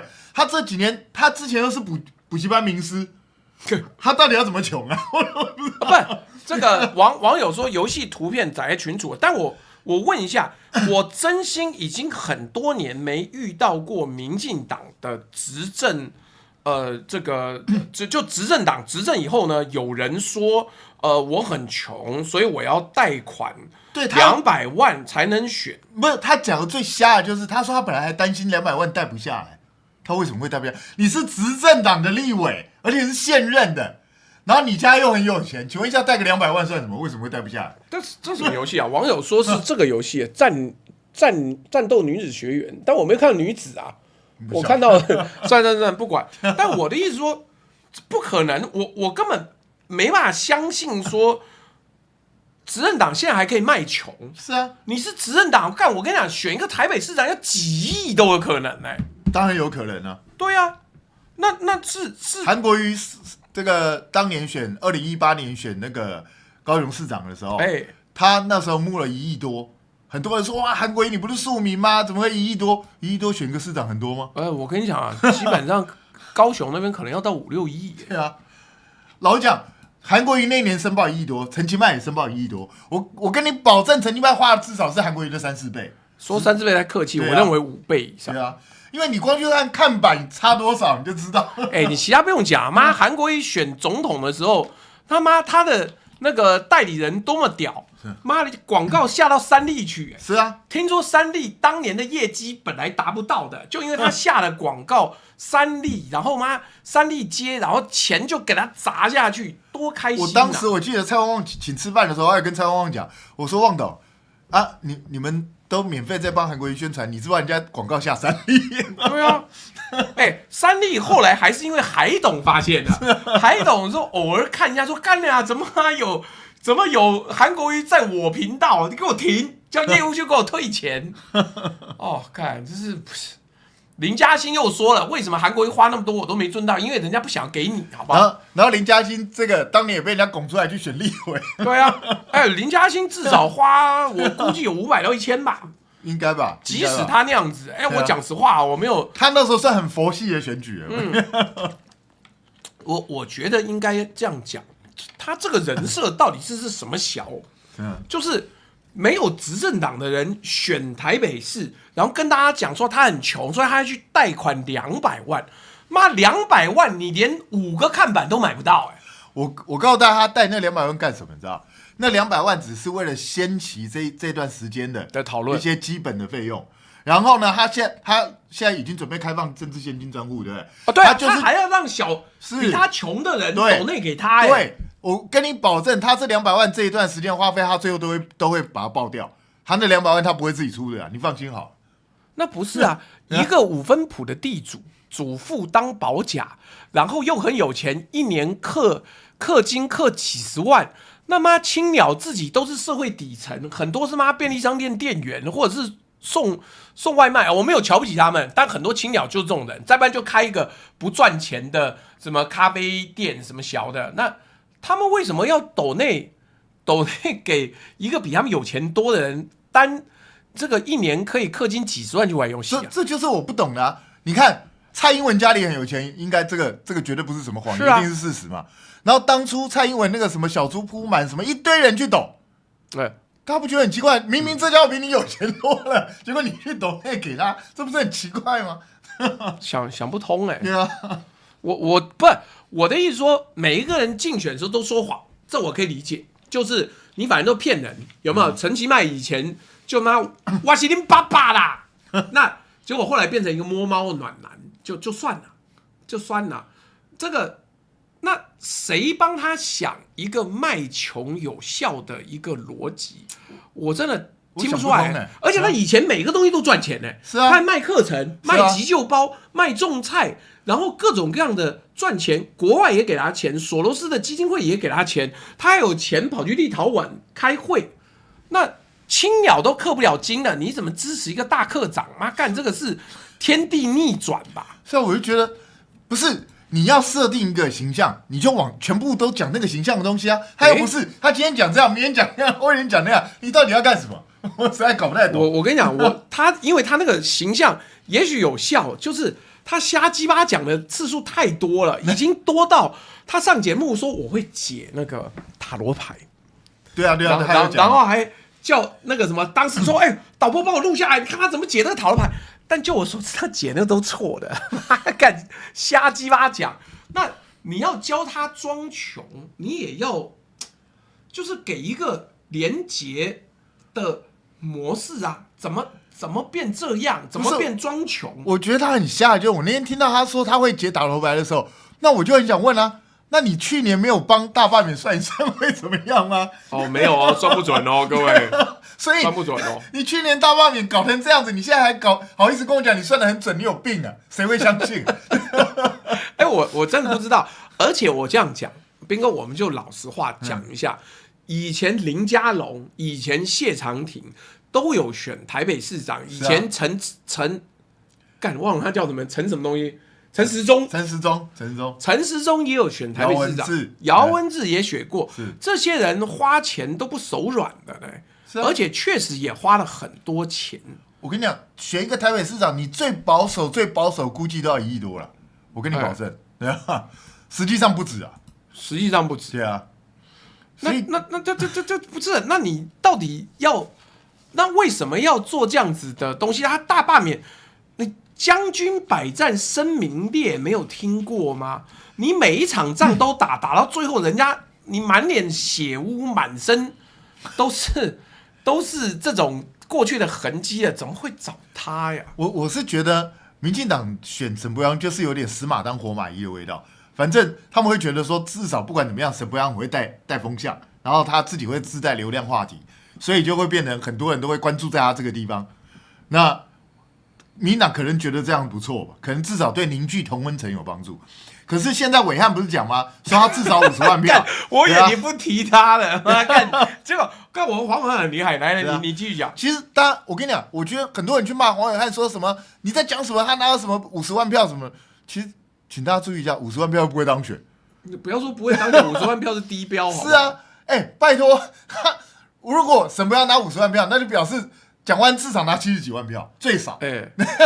所以这到底在讲暐瀚？其实你们没有注意他在讲什么？他在讲废话。对，他在瞎鸡巴讲。他讲，而且他最重要，他讲不是讲给你听的，他是讲给博洋宇宙听的。博洋宇宙说干50万票，以前暐瀚也讲过很屌的，就是那时候赖品妤是，还有一个不知道哪一个妈吴峥是吧？对，说他们人中龙凤，妈一个最高学历好像还没有到高中的人，跟一个只会到处 cosplay 的这个正二代加上商二代叫人中龙凤，干这个龙凤程度很低，是龙凤大水饺，是不是？所以我们的凤的标准原来是努力想要把头挤过麦克风的人这样看。哦，拜托，干，我是觉得我都已经不想笑了，因为我其实明白那个东西也不是他真要说准，因为他讲50万票是很低的，是啊。然后林卓水也出来接球说，大家不要讲啊，现在这个绿营在台北市蓝营已经不是那么铁板一块了，哎呀，所以很有机会更不是我就觉得林卓水真的很好笑，他说台北现在已经是绿大于蓝了。台北什么时候绿大于蓝过？就台北如果绿大于蓝，那请问一下哈，那为什么历届台北市长你们都输给？除非蓝军分裂，不然你们都输。我真心不能理解，搞得我都有点疲倦了。就是每次要听他们瞎鸡巴讲，你还不能认真回应，因为认真回应就嫌你也笨。是啊，那我这样讲，就是。我想老汉的那个说法呢，我都已经熟，我演给各位看了，后面我就不多批评了。就他会跟你讲说，不要太小看他哦，很有可能哦。我跟你讲，你们不要这个样子，觉得他都没有救，其实他很有料的。我真心觉得，我没有要替蒋万安辩解哦，万安宝宝是怎么样的人，我们以前也都知道。但你说沈伯洋其实很有料，但是什么料呢？是妈废料、布料，还是核废料啊？对呀、是什么东西我都不想讲了，因为各位我们看行为就知道，好吧？来，等等，我要先念个抖内，让大家喘口气，好不好？顺带一提哦，各位，我们今天的目标呢是，如果达成，我会再做一集讲失智症的拜登。怎么样子把整场选举拱手让给天命之子川普？因为这个在美国已经有好几本专书讲了，但台湾没讲，也不敢报，因为台湾觉得川普现在当政啊，我们就不要讲拜登。但是拜登那个状况呢，就是真的上下交相贼到最后，整个民主党的选情完蛋就垮了，然后那个Harris 也跟着完蛋，所以各位如果过目标啊，我就再做一集，好不好？那个我看一下，好，来，花椒龙酒说，请支持云林80块四菜便当、鸡排便当，担任阿鲁巴老猪兵按赞分享加群热推，购买商品也请为老猪祝福打气，谢谢。CCL 说，这个刚刚念过了 ，1 2 3抖内的35块 ，Mr. Aka says 说，小抖一点目标补充说明一下。低于100的鸡排便当呢，鸡排都蛮小的，而且是很多骨头，都把旁边多的切下来当鸡柳卖。信公带骨香肠跟猪肉串烤好了，各位那是好吃的东西，如果有要买，赶快去买，要拿来配酒配猪大的节目，猪大出品必属佳品。支持九哥使用云林80块4菜鸡排便当，担任阿鲁巴猪大活动，请各位网友别吝啬按赞，手机热推，有余力者烦请移驾至阿宅福利社选购精选商品，谢谢玩具熊斗内的一个猫咪按赞，然后以这个斗内没留言，然后 Mr. 刘建议说兵哥如何看 KMT 内斗比对 DPP 还凶一件事，这是国民党传统啊，传统，他们一直都是这样，对内很厉害。好，但等一下我们也会稍稍再提到。好，不管 Mr. 阿开赛说有个新闻说日本战斗陀螺都缺货，被台湾黄牛买光了。坏掉龙酒说意见调查，想看老朱穿上次猪服装跳啦啦队的，请加一，谢谢。Thomas 要说认真想问。战斗陀螺翻红的原因是什么？和擎天岗事件后战斗陀螺玩家半夜跑去擎天岗玩有关系吗？这个我知道，我来解释一下，它翻红没有什么原因，因为它就是一直撑在那边，一直弄到政治人物觉得，哎呦你红了，然后还在办那个活动，所以就又红起来。你知道郭狗爷前一阵还去主持那个四驱车大赛，四驱车现在还有人在玩啊？还有人在玩，而且不是大人四驱车哦。那我想说，郭狗爷你穿那样子，是爸爸都会去看，对不对？我不知道，改天再问他。那个战斗陀螺玩家是先有战斗陀螺红，才有擎天岗玩战斗陀螺。那个 Mr. 阿卡赛说，九哥，请问是昨天安全裤比真理裤长的服装吗？连安全裤都是关键字是哪招？然后仙力炮说支持一下，玩具熊说新消息，唐香龙大哥不上少康战情室啊，这个。我等下这些说不重要。不过我昨天看到一个笑话蛮好笑，那个李多惠不是穿北一女制服对啊，然后就被北一女的学长干掉吗？学姐，北一女有学长很吓人啊。然后结果呢，我看到一个网友讲的超好笑，他说那个一大堆那个 AV 女优都穿真理裤，真理大学从来没抗议过啊。真理大学是我很尊敬的一个学校，好不好？以前网络上都说真理大学无真理，我想说好，我们也不要讲他们。而且我插一个笑话，各位稍稍细品一下，让大家喘口气。因为有一些菜鸟，就是那青鸟，有些很菜的，他看到最近金溥聪跟那个马英九新闻啊。然后就问说，他们两个是怎么样？为什么大家现在这么热衷讨论他们？然后底下有一个网友，他就说，那有没有人可以简单描述一下？底下有个网友说有，我3个字就可以描述，叫做9把刀。各位想一下啊，我就没有要在这个上面再做深入的纠结嘛。我觉得这议题很脏，但我的意思说，而且沈伯洋说很有料。他妈黄仁勋打他脸，把他打到月球去。是啊，我第一次看到黄仁勋这么立即反应。他第二天，因为他人就在，还有很爱受访。我先把这个东西铺陈一下。第一个，黄仁勋讲说台湾缺 power， 台湾缺能源，然后沈伯洋马上跳出来说：“干，你看我说就对。其实这个北市科那边呢，就是因为。”蒋万安党，所以没有变压站，才不是缺 electricity。他讲 power 不是 electricity。好，那好，这一天就到这边，然后加上各种青鸟的吹捧，说看沈伯洋果然是留美的，太棒了，英文太好了，只有他能够诠释黄仁勋的内心呐，是 power 不是 electricity 啦。哎呀，好，结果第二天。黄仁勋马上出来等等，我还是要卖弄一下。先讲小弟是从事翻译的，那以翻译的角度来看，我跟大家讲一下 ，power 叫做能源，能源呢是各种都算 power， 动能算 power， 然后这个水力、位能算 power， 热能算 power。power 的定义非常非常广，那。所以沈伯洋要硬凹这个东西呢，第一个我要讲，所以意思是黄仁勋讲的是我需要 Power Ranger Go Go Power Ranger， 他是讲这个吗？或是沈伯洋讲的意思是说黄仁勋需要热能，他说干这里吗？太凉了，我要穿皮衣，我需要再多的热能，也不是，或是他需要位能，这个要把这个黄仁勋抬更高，所以他需要位能。那都不是嘛。好，那再来，我再多讲一下。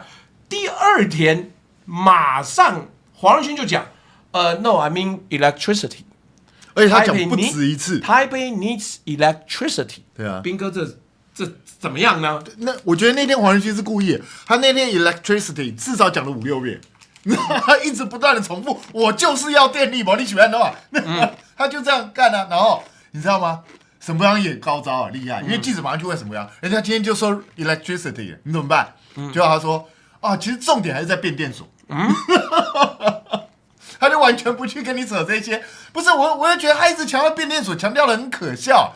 是怎样？他不会真的以为变电所就是字面上那个意思，会把电变出来。那我没想到这读了小学自然科学都知道变电所是变压站，是啊，那不是真的把电变出来。而且第一个，我看一下，谢谢这个抖音那边的网友抖内几个贴图，然后 Kate 也抖内贴图，然后。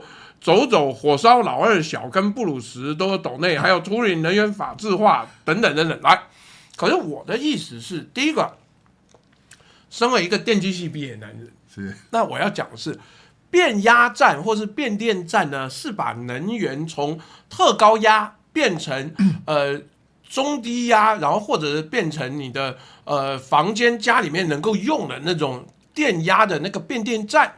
那为什么要变电站呢？是因为拉了超高压来了之后，要把它变到能够让你使用的，需要从33.6千瓦，然后压下去，所以变电所需要有高压电。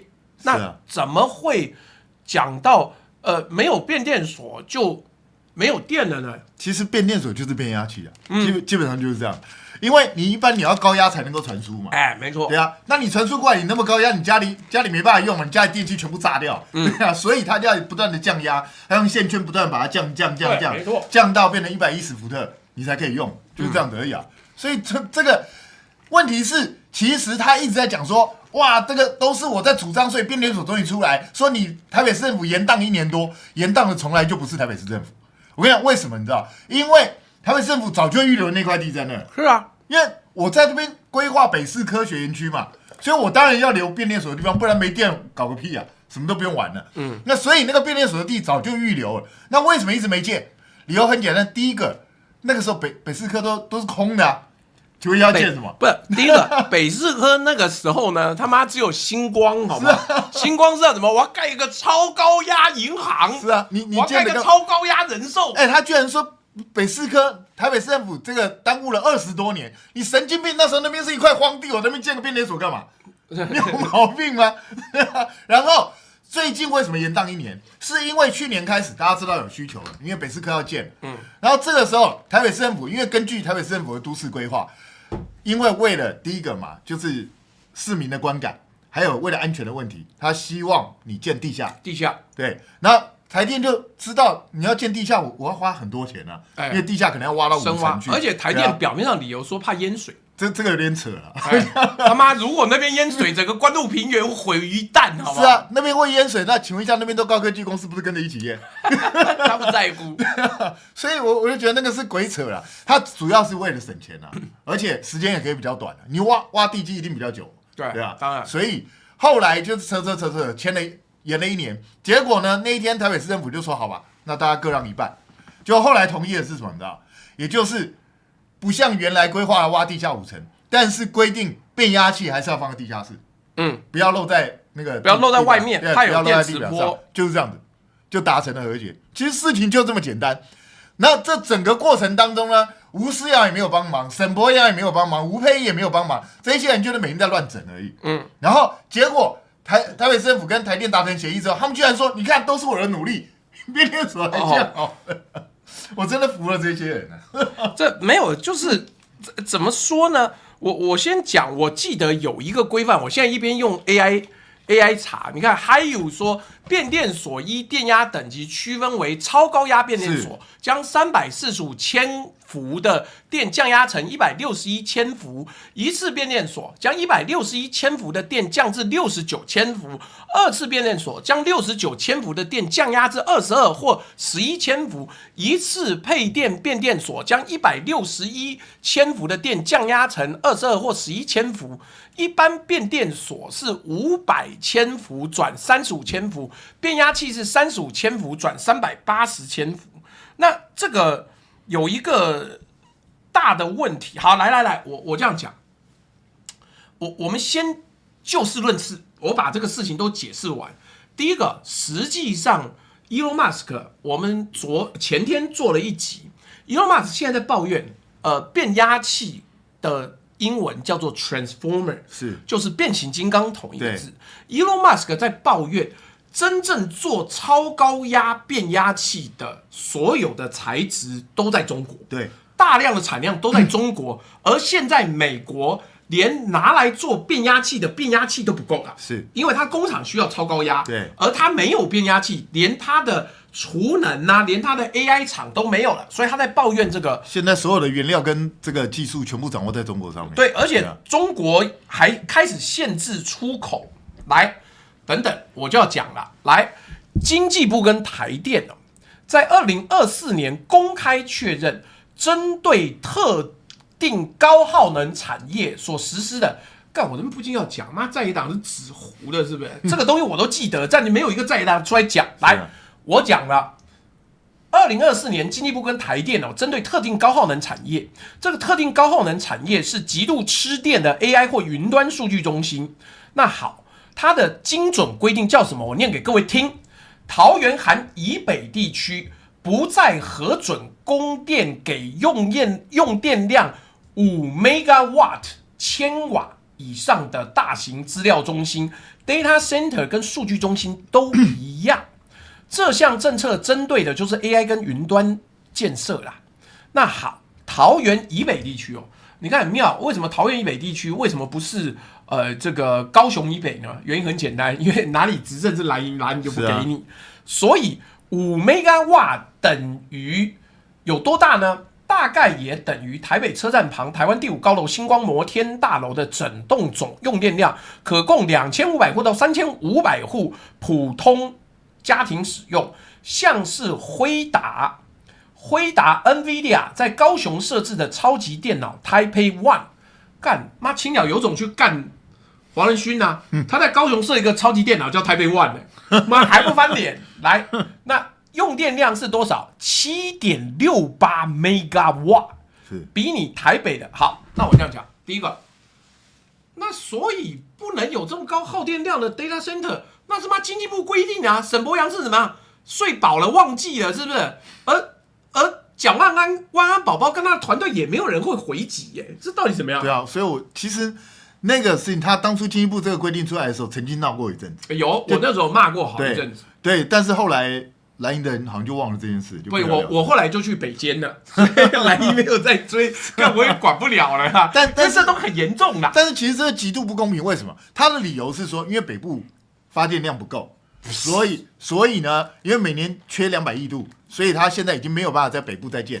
那当然，他实质的目的就是希望你所有这些东西全部都建到南部去，在他的势力范围内。你就多妈的古拉塞！我当年骂了好几集，原因是什么？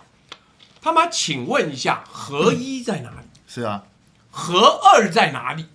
核四在哪里？妈，3个核电厂都在北部你拿公结果你把3个核电厂废掉，留一个。南部的核3，然后跟我讲说：“哎呦，看南电北送啊，不公平！我妈当地的人，我要用当地的电啊！是你把核电厂废掉了，结果你现在跟我讲说不能，因为北部的缺电，所以南北要平衡。是啊，这就很厉害。我不准你做这件事，然后呢，因为你没做这件事，所以你缺了。那你缺电了，所以我南部电不给你。这到底什么鬼？干，你把3个核能电厂。”不发电的不发电，停役的停役，废掉的废掉。是啊，然后你跟我讲说北部缺电，那为什么东区门户计划限电，或者是我们的内科都缺电，就是因为电不够啊！你他妈把一个电从新达火力发电厂跟核3一路拉到台北来啊，丢搞哟！我跟你讲，沈伯洋最近一直在那边乱扯啊，说什么？你看我们那一天这个用电这个备转容量还有21%，你知道？所以我们用那个发电根本无虞，我们不缺电，我们缺的是变电所。他那一阵子每天都在讲变电所，真的有毛病。我跟你讲，理论上来讲呢，我应该要请李敏教授来做科普，但因为小弟从李敏教授身上学到很多东西，我就暂时化身为李敏教授。如果我是李敏教授，我会跟各位讲，还有叶中光教授也是一样，电力系统的规划呢，必须要看 worst case scenario， 就是最糟的状况是什么，然后那个状况 abundance， 那个状况充足才是合理的电力系统规划。为什么？因为他们你裤子穿着穿着，如果等到你要出门的时候，发现裤子太短，那就不行嘛，你不能出门了，对不对？所以正常有大脑、受过自然科学教育的人都知道，台湾的电力要看夜间的供需，因为你搞了一大堆瞎鸡巴搞的太阳能，晚上没有太阳能之后，你的电力需求会大量它没有上升很多，但是台积电是24小时3班制哦，所以它晚上照样耗电，而且它一个台积电可以耗掉全台湾10%到12%的电力，然后晚上不下班的。那结果你晚上忽然之间有20%左右的太阳能发电不见了，那请问晚上的电够不够？然后沈伯洋说干白天电很够，那鸡巴干你又没有储能系统，是啊。然后你跟我讲白天电很够就好。我跟你讲，沈伯洋说那天这个备转容量余裕度21%的时候，那天到了晚上只剩7%。是就这么简单。因为你要看晚上的发电量跟需求量之间，才能说电力好不好，好吗？这个看大家知不知道7%有多危险吗？就是你万一有2-3个机组跳掉，你就挂。其实差不多一个机组可能就再见，因为一个机组，我这样讲，电网很鸡巴的，电网是只要有一个不稳，是啊，然后其他的机组就要往上扛了，有时候扛不住，然后这个电网就波动。你想想看，你家的酒柜摇着摇着，斌哥家里酒柜摇一摇，他妈地震没有很大，但它东西掉下来一样完蛋啊。那好，你看82%的火力，核能12%，绿能12%啦，然后麦寮的风力发电机太热起火，所以消防队没有办法救嘛。好，来，我再多讲一个东西。斌哥，你知道他们一直在讲说，华仁勋要做 AI Center 嘛，对不对？要做 AI 资料训练中心。你各位知不知道，小弟忝为一个 AI 重度使用者 ，AI 电厂的需求不能够用50%、30%在算，它必须要有它的运转最高需求量的100%。是啊，因为 AI 就跟你的鸡巴同学一样，平时都没事，在上课的时候在睡，一下课忽然就哗火起来了。但是如果你的电力不足以支持电力它的训练预算，那个忽然间火起来那个年代，它就跳电，它整个系统重新再建，所有的训练都完蛋。所以你必须要用最高使用量来规划 AI 电厂。是啊，那私立犯罪学副教授教电力，我真的觉得哈，但等等，我这个不好意思，讲到 AI 跟电力，我特别有精神。我要再讲一个东西。第一个，我在滑 LINE 的时候看到很多人瞎鸡巴讲的广告，有一个建案，他说那个建案当然是就叫一个妹子嘛，那个妹子通常都要穿短裙。那妹子说很羡慕辉达吗？很羡慕 AI 股吗？很羡慕他们的股票上涨吗？今天你可以住在辉达台北公司旁边。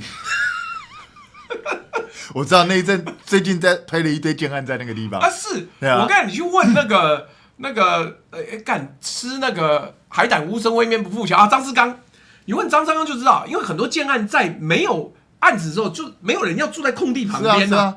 我们当年那个做筛检的时候，我还开车开到那边，然后去给他挖鼻孔，因为他筛检站设在那边，因为那里有多空。就我就问一下各位，请大家思考一下，辉达办公室在那边，你他妈坐在旁边干屁事？干你屁事！你又不是里面的员工，你也不靠他赚钱，你他妈到底是在想什么？我跟你讲，真心想不通。现在很多建商在炒的是什么？你知道，那边有投资潜力，未来那边的房价会大涨。所以你要先去那边买好了之后，房价会往上跳。为什么会大涨？谢谢 Lotto Big 1926的董事，因为他们认为说，就是未来因为很多工程师会进驻嘛，那工程师当然会想要找附近的房子来住啊，所以未来你的房子的价钱就会节节高升啊。他们的逻辑是这样。辉达工程师没有很有钱的，其实还好。那因为那边也不止辉达啦，因为那边科学园区嘛，未来会有很多大公司进驻嘛，所以他们认为说那个地方未来会有聚集效应，那个房价会上涨。但是我跟大家讲哦，我不确定会不会发生，但我跟大家讲，现在有人去检测，所有的这种算力中心附近都会形成热岛效应。哦，会很热啊？对，会很热，温度都会比一般的气温上升3到5度。哎，所以呢，所以你知不知道？那住在那边，你别的不说，你光冷气费用大概就要比人家花很多很多。而且你走出门就热死。谢谢华哥又抖内了10个汇集，但是我一路讲到这边，你可能会觉得一切都白谈呢？为什么？因为我最后要讲，辉达在那边没有盖算力中心的。是啊，他在那边是一家公司总部他那个其实就是他的台湾的指挥总部。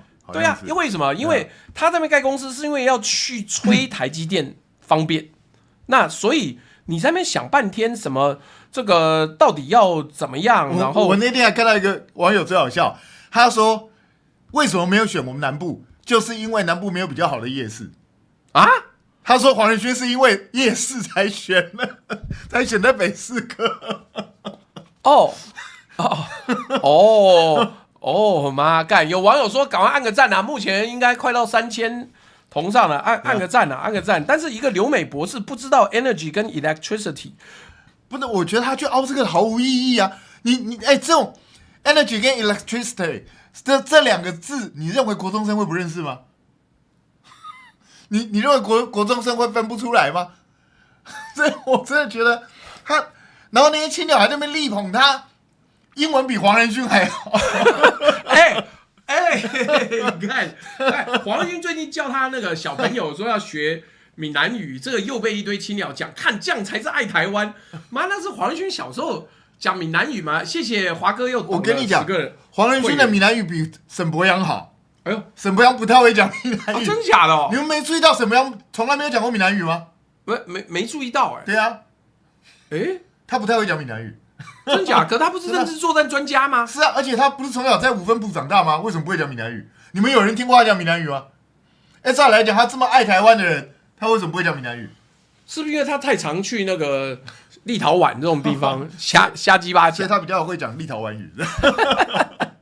谢谢华哥抖内，而且我要跟各位分享，就算我退1万步，他盖了一个 data center 资料中心或是一个 AI 算力中心，你各位可能不知道，资料中心跟 AI 算力中心里面没什么人的。是啊，那个都是机器在运转而已啊。对啊，以前你知道那个彰滨工业区啊，很开心说Google 在我这边盖资料中心 ，Facebook 在我这边盖资料中心，就他职缺一开出来，最早的时候一个 data center 5个人，是啊，就是早班、中班、晚班的警卫，是啊，然后再配一个工程师，所以呢，就这个我不知道。好，这个兵哥又给沈伯洋一个麻烦的事儿，就是沈伯洋明天要开始讲台语。对啊，我也想听呢，我从来没听过他讲过台语。你们有人有听过吗？没有，也许没有。来，这个户头只有18万的课长呢，之前在网络上被讲说，我们沈伯洋太棒了，2周就解决了电力问题。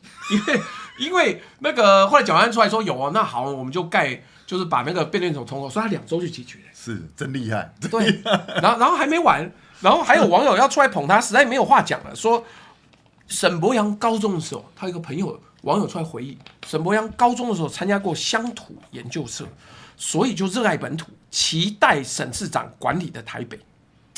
不是，参加乡土研究社、热爱本土，跟当台北市长的关联是什么？我回答不出来，因为我不知道，是要怎么讲。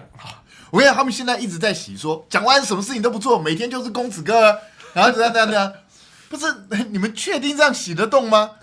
也不要洗得动，而是你推一个这么弱的候选人，氪金还被他老婆骂，你娘嘞！你家经济是有这么不独立，是不是？你一个堂堂大立委，而且我觉得最好笑的就是，大家如果去看那个直播的话，他不是自曝说他有在氪金几十万吗？然后呢，他还说还好那只是某一部分被我老婆看到，还有另外一部分，所以他不止几十万呢。哇靠！干这人设实在太鸡巴了。继他说两岸不应该开双城会谈，要看无限城论坛之后，还有氪金这么多，还要找鬼舞15场来开。不是，这我就好。这个黑熊小时候念复兴实小，应该不太有机会讲台语，是啊，不是没有可能呢。但是我这样讲好了，以后那个，而且沈伯洋还说什么市府要办那个。什么陪伴啊，让大家小时候可以有地方去啊，减轻家长的负担什么的。好，没关系，你就继续吹捧。我们2周之后再回来看，你他妈吹捧，不要吹到太过分，而且搞到你老婆搞得不是开心。是啊，应用程式内购买这件事情会搞到老婆发现这个，好吧。那简单来讲，我们回来还是要讲一下我们的清德校长。清德校长这次在 AAT 不知道办一个什么瞎鸡巴酒会啊，那这个就去，然后我们清德校长呢送了川普，太惊人啦！清德校长展其所有的幕僚的智慧凑出来，我要送什么给川普呢？我送他2本中文版的张忠谋自传。讲，请中文系的兵哥点评一下这件神秘的事情。你知道我看到这个新闻的时候，我还特别去查，我想他是不是应该送英文版的张忠谋自传？张忠谋的自传原来是用英文写，但好像没有出英文版，不知道为什么。结果我去网络上查 ，AI 告诉我说，他其实有英文版，但是始终没有正式出版。没有正式出版，对，没有。所以呢，他只能送中文版的。那请问一下，你送给一个根本不懂中文的美国总统，送他中文版的《张忠谋自传》，你认为他会看吗？而且我就讲啊，你认为川普是一个很爱看书的人吗？不是，川普很爱看中文书吗？看川普什么时候看中文书啊？你不能因为川普的孙女以前会背唐诗，就认为他会去看中文书好吗？我跟大家讲啊。他送那个书，表面上是说，是让川普了解到台积电，这样以后他就不会再骂我们是晶片小偷了。可是实际上那本书从头到尾就不是给川普看的，那是给台湾的媒体看的。哦，他就是因为他们不敢正面的去跟美国人讲，我们不是晶片小偷，你不要再污蔑我了。他们不敢讲说去你妈死川普，是要不要看我张忠谋的写的书？所以他只好用这种方式去跟国内的民众讲说，你看我确实有跟美国人表达，我不是孬种，我不是俗辣，我不是舔狗，我确实有跟美国爸爸抗议哦。抗什么议啊？送了一本中文书，送一本没人看得懂的东西。那抗议到人家不知道你在抗议什么，这就是他厉害的地方。所以我跟你讲，民进党真的俗辣到一个极致。那天林佳龙被问。说你为什么不去美国登报抗议？这他说我们是晶片小偷。你知道林佳龙讲吗？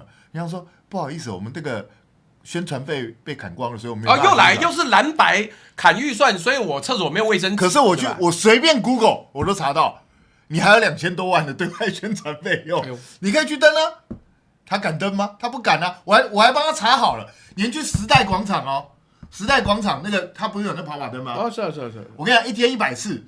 登1个礼拜不到200万，哎呦，其实很便宜啊，这么便宜。89以前不是都想办法去用那边东西吗？所以，那你外交部花钱去登啊，一定很有效果啊，对不对？其他不用讲啊，还有民主基金会。是啊，民主基金会虽然董事长是董事长还是谁？董事长是那个韩国瑜，但底下其他全部都绿营的嘞。是啊，所以问题他们为什么不做？就不敢做嘛。他们看到美国人吓得跟鹌鹑一样啊，什么都不敢动啊。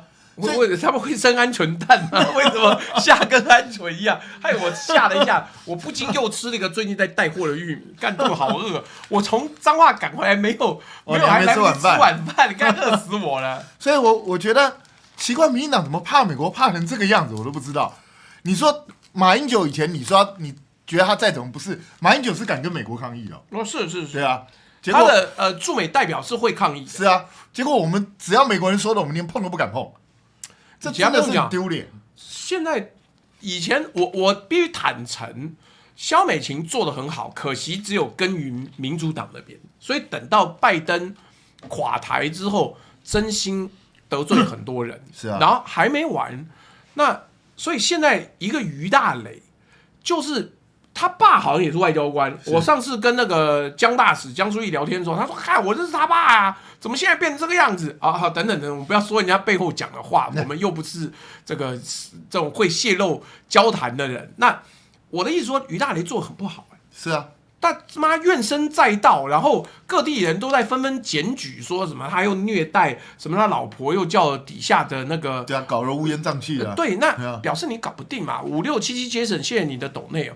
那这个 Simon Cha 说，请朱大每晚川普睡前翻译给川普听，川普半夜都不睡觉的好吗？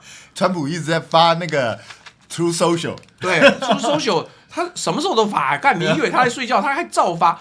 而且我要讲，各位，这是 AI 时代了。你如果要送书给川普，你可以用 AI 把整本书翻成英文。是啊，相信我，你跟这个天下文化吧，天下文化，我跟你讲，我在北监里面正要看到下集的时候，他妈我就出狱了，因为在里面看书要排队要等，所以我有一本很老的上集，因为它上集跟下集间隔大概10多年吧，所以等到我要看到下集的时候，我就出狱也没排到，所以我跟你讲，你用 AI 呢，很快就可以翻完，不要半小时。那翻完你就送个英译本给他嘛，你也不送，你就他妈送一个中文本，到底是干嘛嘞？所以我个人是认为他根本就是只是在对内宣传的，他只是想要告诉我们说，他确实有跟美国人抗议哦，他有尽到他做总统的责任哦。这就跟他最近这2天不是一直在那边嚎啕，说他是最想要跟在野党坐下来谈的人，这是他一直以来的期望。是怎么要去北所跟柯文哲坐下来谈吗？我不知道，我就觉得很奇怪，他怎么好意思讲？你如果真的想找在野党坐下来谈，你立刻召开国是会议，在野党不就来了？那你为什么从来不召开？他根本没打算要召开过，不是吗？对，我觉得校长没有要跟你谈啊，校长从来都没有要跟你谈，他从来不打算谈啊，对吧？谢谢华哥抖内那么多会员，但我们最后在这一段呢，我们只讲一点点，就是斌哥，以你对美国体制的了解，我们先讲更直接一点。我把东西给那个古立言，坦白讲，我觉得很怪。我在推上面看到有人说去日本玩遇到古立言，古立言去日本干嘛？他是去玩是不是？不太可能吧？我不知道，虽然那个我不管，我只是想到，我把东西交给古立言，说我要送给川普总统，烦请代转。请问以斌哥的判断，古立言本人见得到川普吗？见不到，他根本不可能见得到。为什么？因为他成绩很低啊。对啊，那 AIT 最大的是理事会主席 ，AIT 理事会主席，AIT 理事会主席都不见得见得到川普。现在是不是悬缺呀？对啊，因为他一直没有派正式人。照理来讲，古立言早就该被换掉了，你知道？因为古立言是拜登时期任命的，所以这个人早就应该被换掉了。他是民主党的、啊，他怎么可能？所以我一直严重怀疑是什么，你知道？川普其实根本不 care 台湾问题。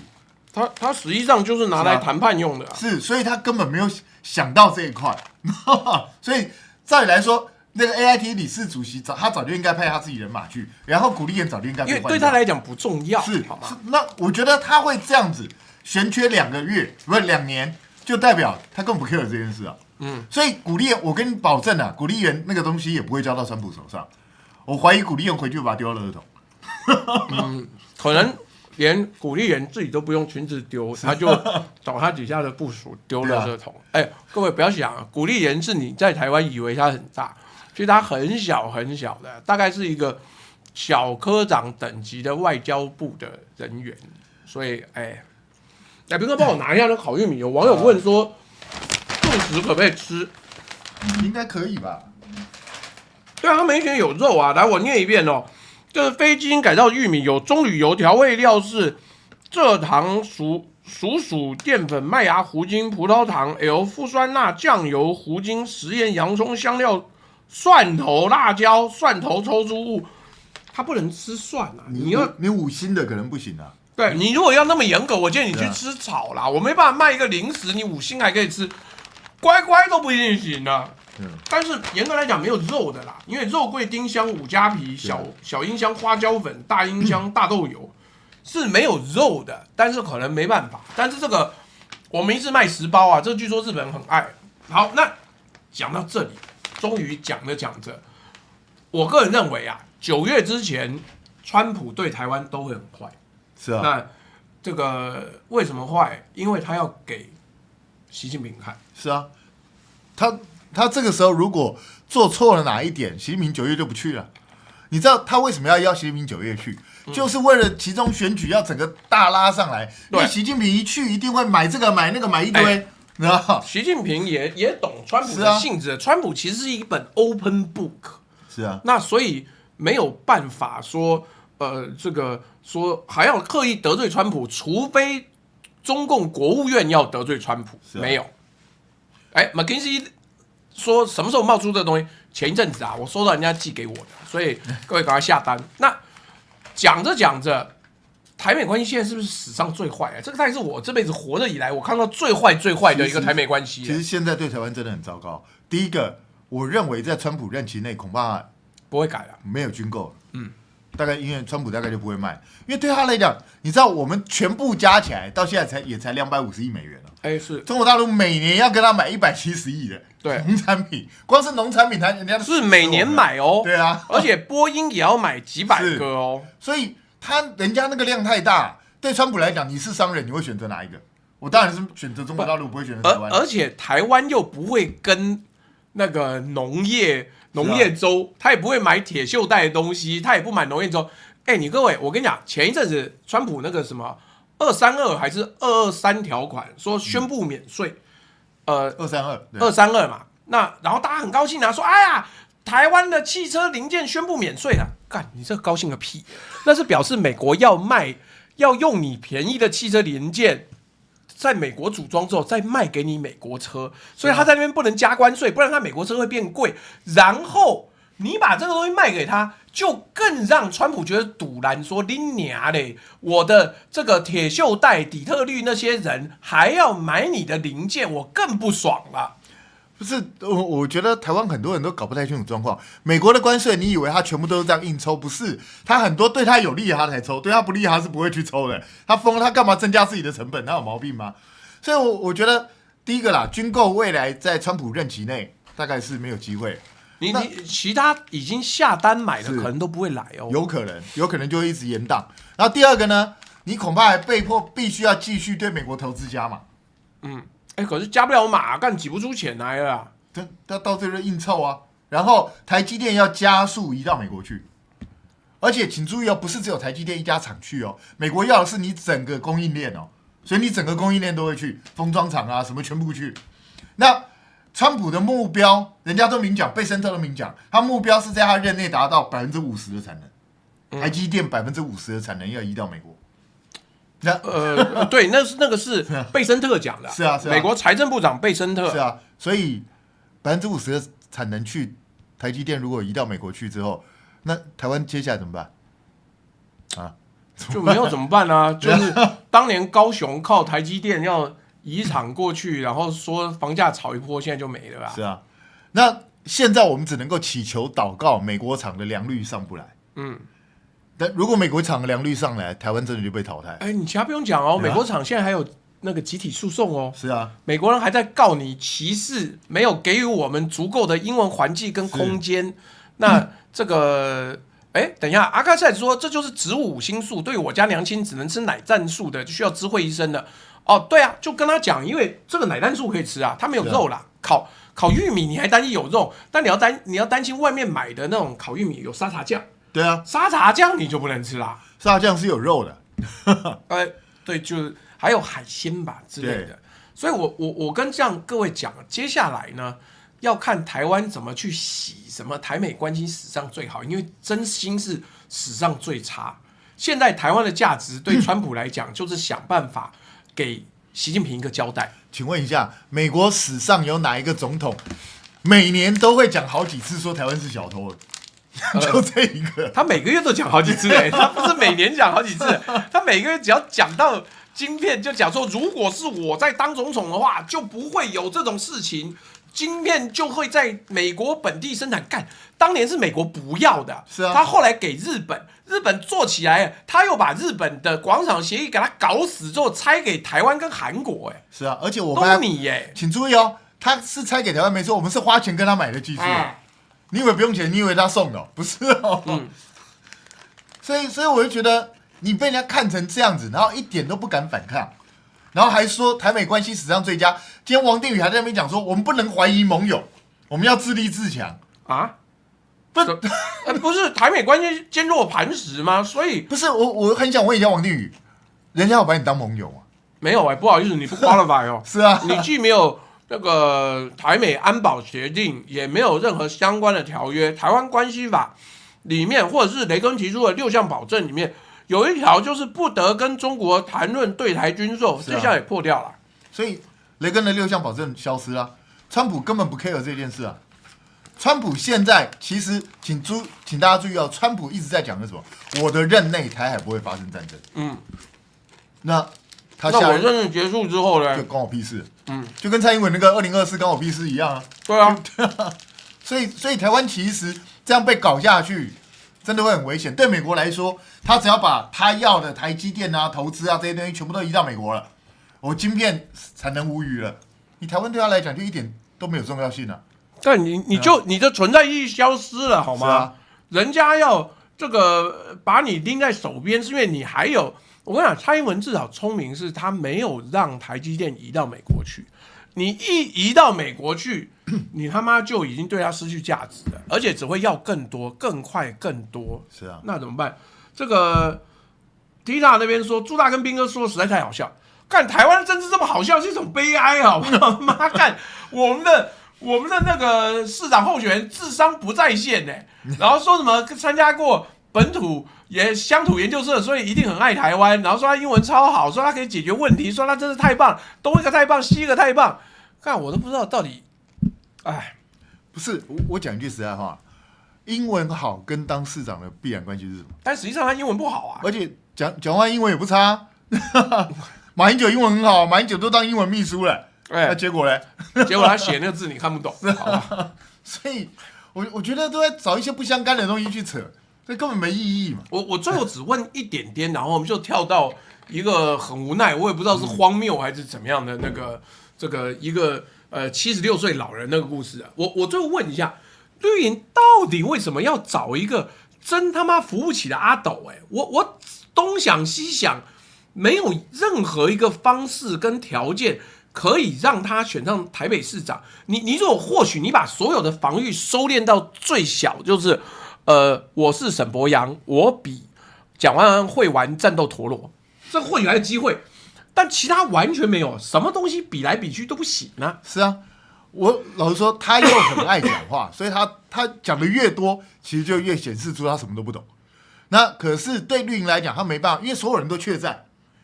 本来赖清德主义的这几个人，郑丽君啊，他们几个全部都下了钥匙，全部都等，我觉得应该要讲精准一点，是所有赖清德属意人都确战。对啊，而且你们没有注意到，最近有一个人笑得特别开心，谁？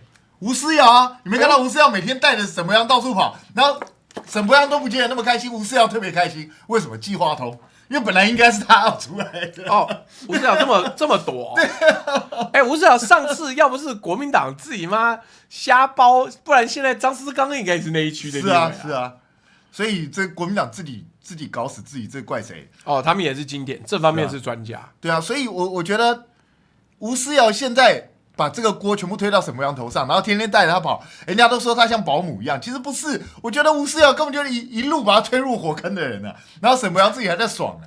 那老实讲没办法，因为绿营现在就只有沈伯洋跟吴怡农2个愿意出来。那吴怡农偏偏吴怡农不见了，不见了，他到底到哪里？以前吴怡农的传说很精准，他那个时候到底有没有要选台北市长？有啊，他那时候是唯一去登记的人。那结果怎么没有派他出来，又派陈时中呢？人家就是从头到尾没想理他。所以吴怡农也不是第一次被蓝糊了，是吧？所以我觉得吴怡农蛮可怜的啦，就是他因为他的时不我与嘛。他以前算是蔡英文的，可是听说蔡英文后来也不太喜欢他。为什么他因为这条很呛嘛。他喜欢蔡英文的袜子吗？对啊，因为哪有人就人家问他，主持人现场在问他，然后结果他答不上来，结果他说：“哎，不好意思，我刚刚在看那个花袜子，我在看蔡英文的花袜子。”这什么鬼啊？所以绿营都剩下这种很呛的，愿意出来选，那你要赖清德怎么选？那就选一个，既然要选呛，就选一个最呛的。选一个能够在立陶宛发现半截蛋炒饭的人，半盒蛋炒饭。而且这个蛋炒饭，我后来爬出了很多新闻，好像原来没有这个蛋炒饭，是人家特别送了他半盒蛋炒饭，真的妈太神奇了吧！看，说真的，如果我这辈子有一天能够有机会去立陶宛的话，我一定要去找哪里有卖蛋炒饭，还是中式炒饭。我实在是觉得立陶宛真的有地方卖蛋炒饭吗？我是很怀疑。哎呀，好，我们讲到这里，我最后就是还是得要讲一下，我们有社会责任嘛，就是这个老马基金会这个状况，你怎么看？现在感觉连政论节目都分两边了，干谁不跟你好了，谁不要上节目了，我就不说明到底是谁，我也对这种这个恩怨情仇没有意思。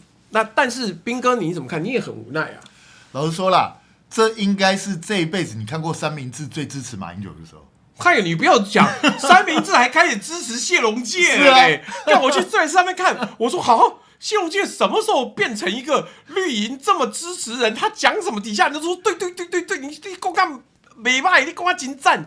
我想到龙介是不是又以为自己可以选上台南市长？所以我为什么要提出这个东西？你知道？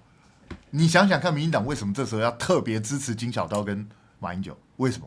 因为这样有助于去裂解在野阵营内部，就是这样。不要说在野阵营内部，就在野阵营的内部最经典的就是互斗啊。是啊，这个，因为你要支持，你要让马英九跟金小刀这边继续有动作，这个斗才斗得起来嘛。如果他们销声匿迹不斗了，那就没得玩了。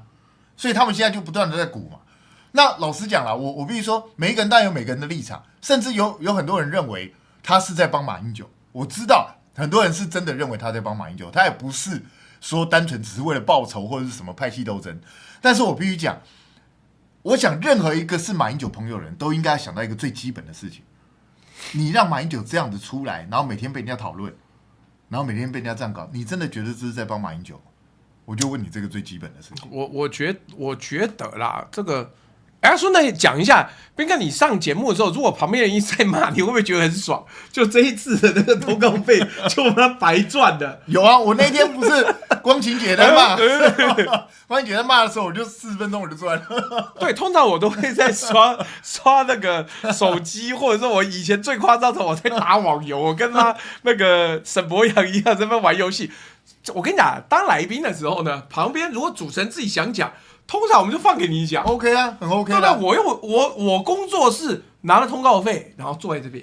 你如果他妈不要问我，我就不讲啊，我干嘛还要跟你抢说？我要讲，等等，我有话。我跟你讲，我个人最烂，我个人最软烂，我就坐在那边。哦，好，你知道以前，因为为什么我会分享这个东西？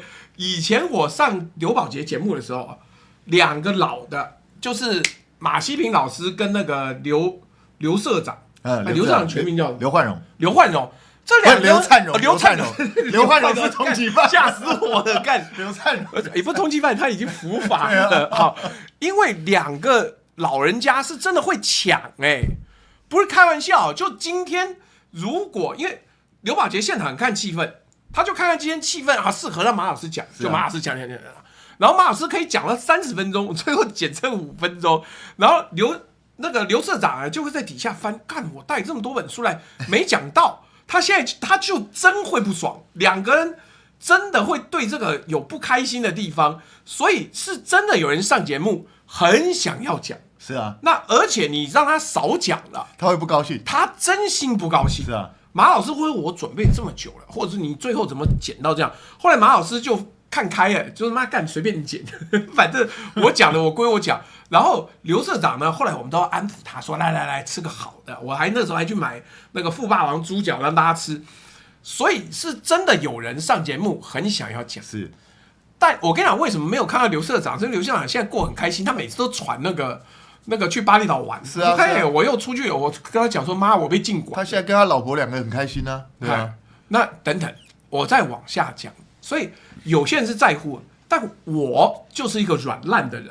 通常一整集呢，如果这个轮不到我讲，我都很好啊，我都会坚持干。你不能因为我没有讲而不给我通告费哦。我已经坐在这边坐2小时，然后我在那边刷，然后镜头过来之后，嘿嘿，看着笑一笑，点头表示这个正确。而且我跟你讲，关键时刻最赞的就是我们在一开始就点头完了，因为他的那个反应画面是一开始先录。所以后面我就趴在桌上，妈干！我甚至裤脱了，我躺在那边也没有人会再拍我了。所以那个我就觉得最开心，就是只要不讲，我就赚到。我跟你讲，我有一集哦，那时候在新闻龙卷风的时候，那一次他们不知道为什么，就是发我通告，可是我到了现场的时候，他们发觉他多发了哦，然后就做领钱没有关系啊，没有，结果我就说那没关系啊，那我就回去。他说不好意思啊，那这样好了，彬哥你就坐在旁边，不用讲话，一句话都不用讲。我就这样坐了2小时，我什么话都没说。那有的时候我还会带漫画去看，你知道吗？看，然后搞到导播会说：“看朱轩，你不要把《宝岛少年》拿出来看了，我会拍到。”所以我这样讲，这个我们呢、或者是谢谢华哥抖内这么多这个东西，那就是我跟你讲，上节目上到后来呢，就我才不要跟你妈真心在那边争辩，或者是什么东西，或者是气到怎么样，反正就是嘛，有什么好辩的啊？那谁跟你辩嘛？辩你妈！你拿那么多钱，我没有领到足以跟你生气的钱之后，我就好哦。因为我说真的，每一个人有每个人不同的论点跟想法，只要你是合逻辑的，基本上都 OK。我也没有什么好跟你吵了。老实讲，说真的、尤其是最近国民党发生这件事，第一个我不是国民党，你们国民党自己的吵得那么开心，那到底干我什么事？那第二个，我只是希望你们这些国民党的人，你们每一个人都说自己是马英九的朋友，随便你，对，随便你。那你们自己去想想看，你们做的事情真的是在为马英九好吗？还是你根本在害马英九？我觉得应该这样讲啊，这个我觉得关键也已经算好了哦。为什么？因为他骂人之后他不会管你。是啊，有一些比较鸡巴的主持人会要带风向，说我刚这样讲，你是不是也这么认为呢？那么鸡巴干，我没有想要发言呢，你讲那么开心，我他妈还要帮你站队哦，干，所以这种钱很多不好赚的，我后来就不赚了。你就不要找我背书吗？我如果被你发来，你有自己想讲你就讲，是啊，你讲你怎么讲你怎么开心。但问题是你要找我背书干，你的钱要给够多啊。是啊，站台是要多给钱的，好不好？就是只要有通告费，我就开心。但你不能给我那一丁点鸡巴通告费，然后叫我替你整个论点瞎鸡巴讲的东西背书，就不用。像我跟你讲，就有网友故意到我直播的时候挑衅啊，他说：“那你敢去跟朱凯翔见自己论点啊？你敢去跟他说这个吗？”我就说很简单啊，不去就好。你抖1万啊，你抖1万，我现场跟他吵给你看，你抖啊。后来我1万好像不太够，干，我觉得妈还要去那边吵架很烦。不是，问题是我每次这样一讲之后，那个人就消失了。就是操死啦！我跟你讲，不值得，因为妈我们大家也是出来赚钱的。那你上人家的通告费，就跟我们访问来宾一样，我通常不会毁灭来宾。那为什么？因为毁灭来宾妈你也没赚头啊，那个流量赚一时的，所以。随便，我们也不要评论别人，但我个人我讲一下我的关于这件事情的东西，就是我先讲，我认为我也同意，因为这些人的辩论跟立场一直在变，从一开始说马英九完全没问题，到后来变成说他或许有一点这个老了就这样，到后来就是那个状况呢，我们觉得没有很严重，然后到最后呢分成说那有没有污钱跟他有没有病是两回事。我已经看到很多这种说法，我简单的讲，我个人认为，你今天如果要做司法指控或是司法证据，你他妈必须要是一个规范能够表达意见，而且没有受到心智上的影响的，在一个已经被家人申请那个叫什么？那个辅助宣告的人，在整个司法流程跑完之前，他是悬吊在那边的量子，这个薛丁格的马，就是你到底是有失智没失智，或者有办法讲话，或者没办法讲话，那个是不确定的。所以我认为在这个时候呢，就是你要下定论，我个人觉得很难，而且坦白讲。这个伊娃弟说感谢彬哥发鸡排，又要邀请耀哥当志工，那天趁机会娜娜跟我好好的跟耀哥直播很久，让耀哥有机会有更多曝光。好，这个谢谢耀哥在基隆，希望他开开心心。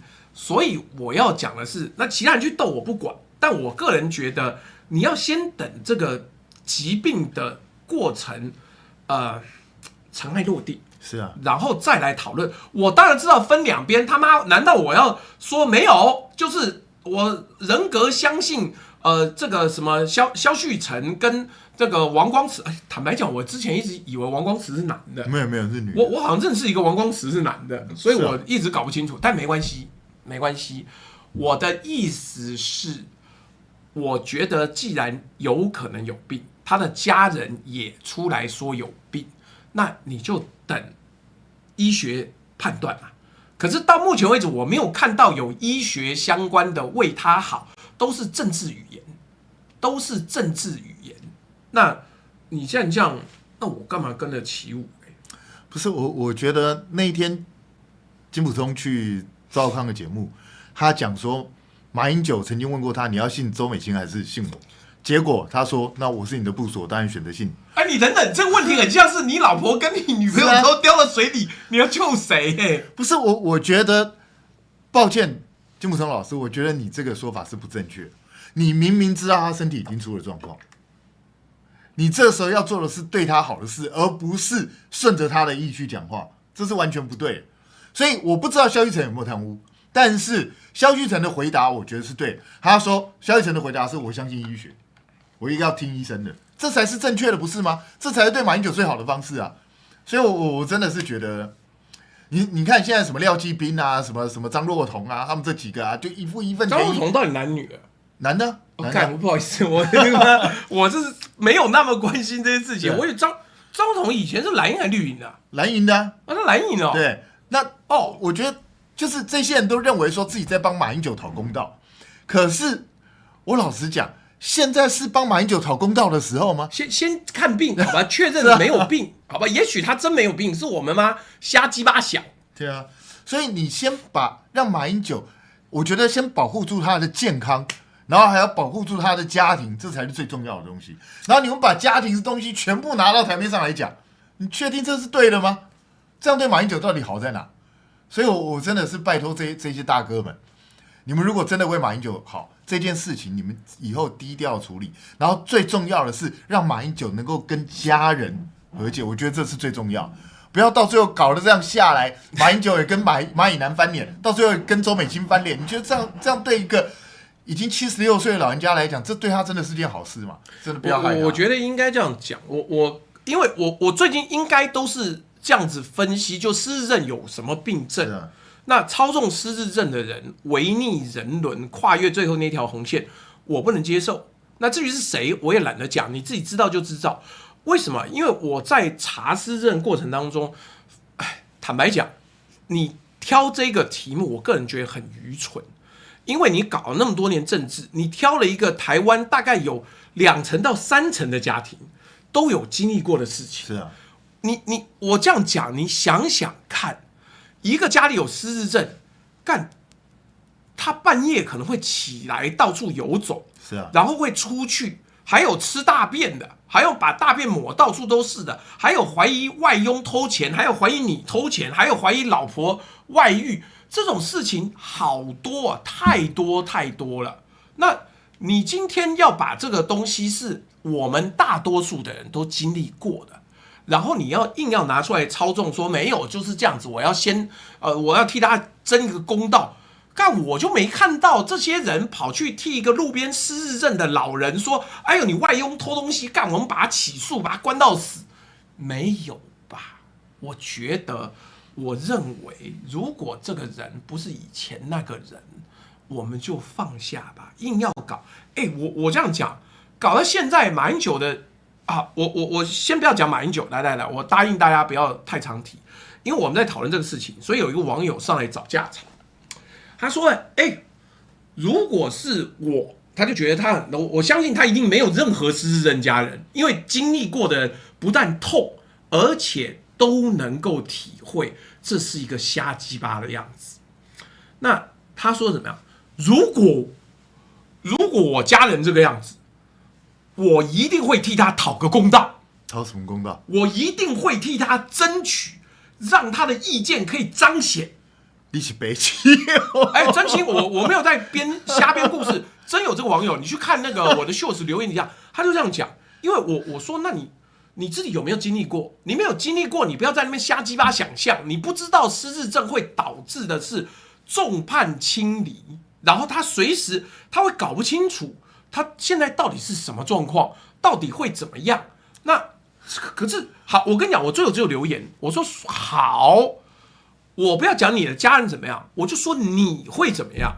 如果你到老了失智症在那边瞎鸡巴闹的时候，你会希望你的家人带你去看病，还是由着你妈到处开记者会，然后到处让你所有过去做的丑事烂事，甚至最后性情大变之后的状况通通都被曝光？如果你觉得是这样，那好，那是你的事，我不管，我没有要跟你吵这个事情，你个人自己开心就开心。那但是我不觉得这是一个好的做法嘛？你看，等一下我念一下，这不是我留言哦，这个是网友说，柯宽勉说我的三叔就是失智老人，他会把蜡烛直接插在家啊，他插蜡烛在家干嘛？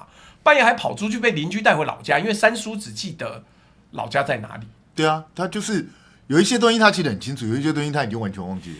那失智症老人最常的什么？你知道？瓦斯不关。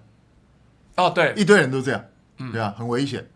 那我前2天在我自己直播也分享，就是住在我们家附近的一个老太太，你知道吗？她的长期照顾她这个看护哦，每天必须要拿1张美金给她，她才让你进去。她认美金不认人啊？但那张美金其实也不是真的美金，是那种玩具钞。但她就是把自己搞得像特务一样，她只看那张美金不看人，她不认你一张什么样她不管，你只要拿那张给她就让你进来，然后就。那请问一下，我不知道那位网友是谁，那你还是要坚持保障他的发言权利，认为说他讲的话是对的，我一定要想尽办法让他去发言吗？你确定是这样吗？他恐怕自己都不知道自己在说什么嘞。我不要说干，我跟你讲，最近很多人讲说，他每天都会打给赵少康，赵少康说他听起来非常非常这个正常啊。我就问一件事情，马英九是一个会每天半夜打电话给人的人吗？这可能都有躁郁症的症状啊。我跟你讲，我们或多或少你都遇过家人或者认识人遇到这个状况，过度亢奋、过度躁郁，每天觉得这世界上有很多重要的事情，然后到处告人，这个真的。而且大家自己想想看，他说马英九被迫检居，然后好像被萧玉成跟王光直控制住，那他为什么可以每天打电话给赵少康？这不是很好笑吗？我觉得，对啦，齐佑熙讲说，我跟你讲，你会恨不得早点解脱啦。那九燕 C 说，我爸爸癌末也有谵妄，就是谵妄啦，就是会忽然之间搞不清楚状况，然后这个晚上很清醒，然后白天就搞不清楚状况，这是真的很痛苦。我实在千百般不愿，但是没办法。而且你们为什么在底下一直吵来吵去，在骂历史歌？干，我们一个字都没有提到历史歌，好不好？真是的，随便。我这样讲，我把最后大家的抖内念一下啊，顺带我把那个我们的要饭膏药，因为他们刚刚一直讲这个什么我们要干，等一下按错了妈，说什么历史歌怎么样？干，那我也要饭啊，我也要个饭来，这个请大家。要抖内就赶快抖内，好不好？也不要说人家历史哥要饭什么的。来，我赶快念一下这个等一下，好，念 KJ Sylvia 呛说到了，正好赶上朱大翻白眼。好，我不是翻白眼，是这些新闻实在太鸡巴了。来，超哥抖内坏掉龙九说，台湾要加税，综合税率起码加5%，劳健保政府不能再贴了，都拿去给美国爸爸，这样才合理，不然老美也没办法帮你合法化嘛。来，然后这个 KJ 说，可是朱大，你好兄弟黄尔汉说沈伯洋是横空出世的旷世奇才，他说沈很有料并且说他出来选，至少可以稳定拿下民进党在台北市的基本盘40%选票起步，那你怎么看呢？那他可能拿不到基本盘啊。好，随便你开心就好，好吧？人家也是要吃饭过生活的嘛。鲁鲁米说抖一个欢乐周末组合，祝兵哥朱大平安。坏掉龙九说，台南有看过谢龙介看板写，接到民进党市长初选民调，请唯一支持谢龙介的+1。这时候是不是应该发动暗装去唯一支持小宪子？谢是被自己玩死吗？他真的想选吗？好啦，这个 Eric Liao 说看到新闻画面，韩冰哥背着背包发鸡排。对啊，因为那天我到现场，因为我没有进去嘛，所以我背包不知道放哪，我就干脆背在背包。也不是怕被人家摸走。对啊，因为那现场人那么多。对啊。好，坏掉龙九说超哥抖内开会不讲话最爽，我们最喜欢年初中共2次的全球销售会议，反正我们倒数第2上台，只要会议时间出来，马上约妹再约出差，一边开会一边办事。干，只有刘冠超敢一边妈远端开会，一边在那边瞎鸡巴弄的。好，这个坏掉龙九说，超哥在斗内笑贪不贪根本不重要，金会金流一定干净。金老师确定不会搞到马英九也被抓起来？我先这样讲啦。那 Mr. 阿开赛说，朱大目前说的吵架案例，干自家没有家人才能够这么站着说话不腰疼啊。目前我家刚结束没多久，又再度面对一样的事情了。每个家庭至少4位，往好处想，我家快结束了。这个。谢谢华哥抖内了很多宝石。三人三门说不用失智症啊，我妈生前光是在803医院，因为肝功能异常的性情大变，就有得我受了，因为她体内离子会不均衡，离子不均衡就会导致她的情绪会改变。对，何况失智症。好，坏掉龙九说，更惨的是，当你知道一个长辈开始进入失智或躁郁阶段，除了自己以外的家人都认为长辈没问题，很正常，心累。是啊，因为他们平常看不到，他会觉得他看起来好好的啊，没问题啊。哎，这场戏就真的是啊，哎呀，说我只能这样讲啦。好了，我最后要说的是呢，我实在不希望看到那个王光慈那种他妈出来讲的那个，其实听得很难过了，这太悲哀了。因为我个人，我先不讲我的判断，我个人是一个退职的中华民国总统，讲到被人。说妈要逼着他的部属下跪，然后要自杀，然后忧郁症崩溃，要他妈出来讲。看我真的，我没有想到，我说活久见就是贪污犯，他妈现在过得可好，是啊，到处玩 threats 抖内，所以给马英九留点尊严吧，真的是。这个我跟你讲，但是我个人认为这个事情不会结束，不会啊。我认为有人想要继续搞，他叫拔草啦，就是要弄到多臭、多烂、多可怕，越可怕越好。因为所谓的为马英九好，两边的决定是不一样的。华哥也说懂，对不对？家里有人照顾过的，都会觉得很伤心。但算了，夏虫不可语冰。你家没有，那是你狗运好。你家有了，你就知道站着说话不腰疼，一个就够你活了，而且到最后那个速度会越来越快，越来越快，越来越快。哎，好了 ，Clay Lu 说，虽不敢为萧王清白背书，但真心不耻有人假装无意，其实刻意引导剑指美清姐跟马总统失和。大家在社会上混这么久，难道会听不出这些表面和善但内涵非常恶意的话吗？真恐怖啊 ！OWTS 说，抖一个社会议题，谢谢朱大。这个，这个西亚利说他抖了一个绿钱，他抖那个微信支付。他说：“斌哥朱老师，阿扁真是因为拖太久，所以免诉。贪污的没事，嫖妓的没事，拿枪射政府机构的没事，受贿的没事，电诈的没事，卖国的没事，内线交易的没事，杀人的没事。所以这是想干嘛？打造亚洲犯罪天堂吗？牛逼！”邱星星说：“我爸失智，宁愿把保险箱密码给外佣，邻居陪他聊天还会给他1000，但家连买东西都要给他看发票，是多怕家人拿他的钱。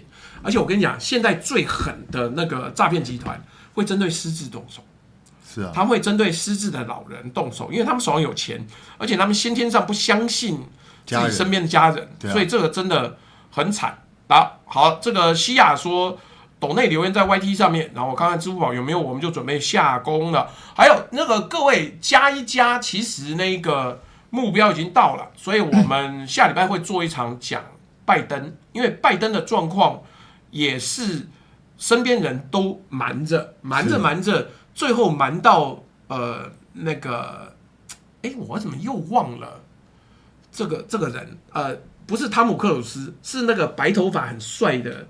那一个民主党的支持者乔治克隆尼，乔治克隆尼出来说，这个人已经不是我认识的拜登了，这个让人看起来很伤心呐。华哥说很谢谢朱学仁有特别做失智科普的影片。好了，今天也是拖的这个兵哥拖到这个时候，所以我希望家务事归家务事，不要逼着我们硬是要讲。谢谢华哥。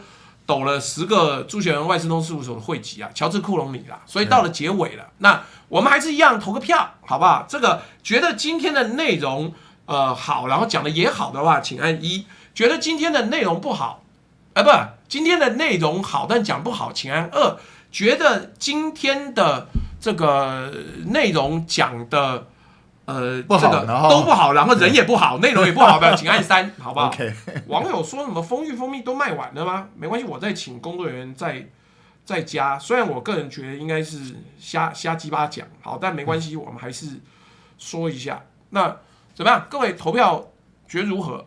所以彬哥，你最近还会挑什么题目来开直播啊？你现在晚上的直播都是周几开？我固定是礼拜2晚上9点跟礼拜3晚上10点。那我礼拜1早上10点也会开直播，然后礼拜4中午12点会再跟传媒开直播。一个礼拜做4次。但礼拜1早上10点是去梗传媒？没有，在家里在自己家里。以前我是去梗传媒了。那现在懒得去了，我就直接在自己家。也不是这样讲，梗传媒也还不错啊，他也养了不少人，所以还不错。对啊。那华哥又送了10个会籍，哇看大家都爆送爆买，所以我觉得我做一个结论，让我多做一个结论。我觉得失智症很悲哀。是啊，失智症是家人的悲哀，而且当事人不会觉得悲哀，请就让他转身下台，有一个好的结果吧。那就没有，我没有要针对这个跟谁吵，我也没有要连线，没有什么讲，随便他们要去讲，我只是说看这个结果，第一个不会很快结束，第二个马英九只会越来越臭。那我这辈子也第一次看过绿营这么支持马英九。那叮叮叮，再次小补彬哥鸡排钱，谢谢。好，他每次都抖，真的小补哦，30块连半个鸡排都不够哦。最后呼吁一下大家，因为你们按赞越多，我的影片传的越出去可以越远，所以请大家按赞、分享、开启小铃铛，好不好？那就请大家，我们希望退休的政治人物都能够快快乐乐退休，就像陈水扁也他妈闭嘴，好不好？他妈干这事讲不完。他现在退休的很快乐，他有点太快乐了，就是。干，我觉得就是妈快乐过头了，好不好？好啦，那今天的节目到这边告一段落啦，我们就跟大家说拜拜了，好不好？好，来，谢谢大家，拜拜，拜拜。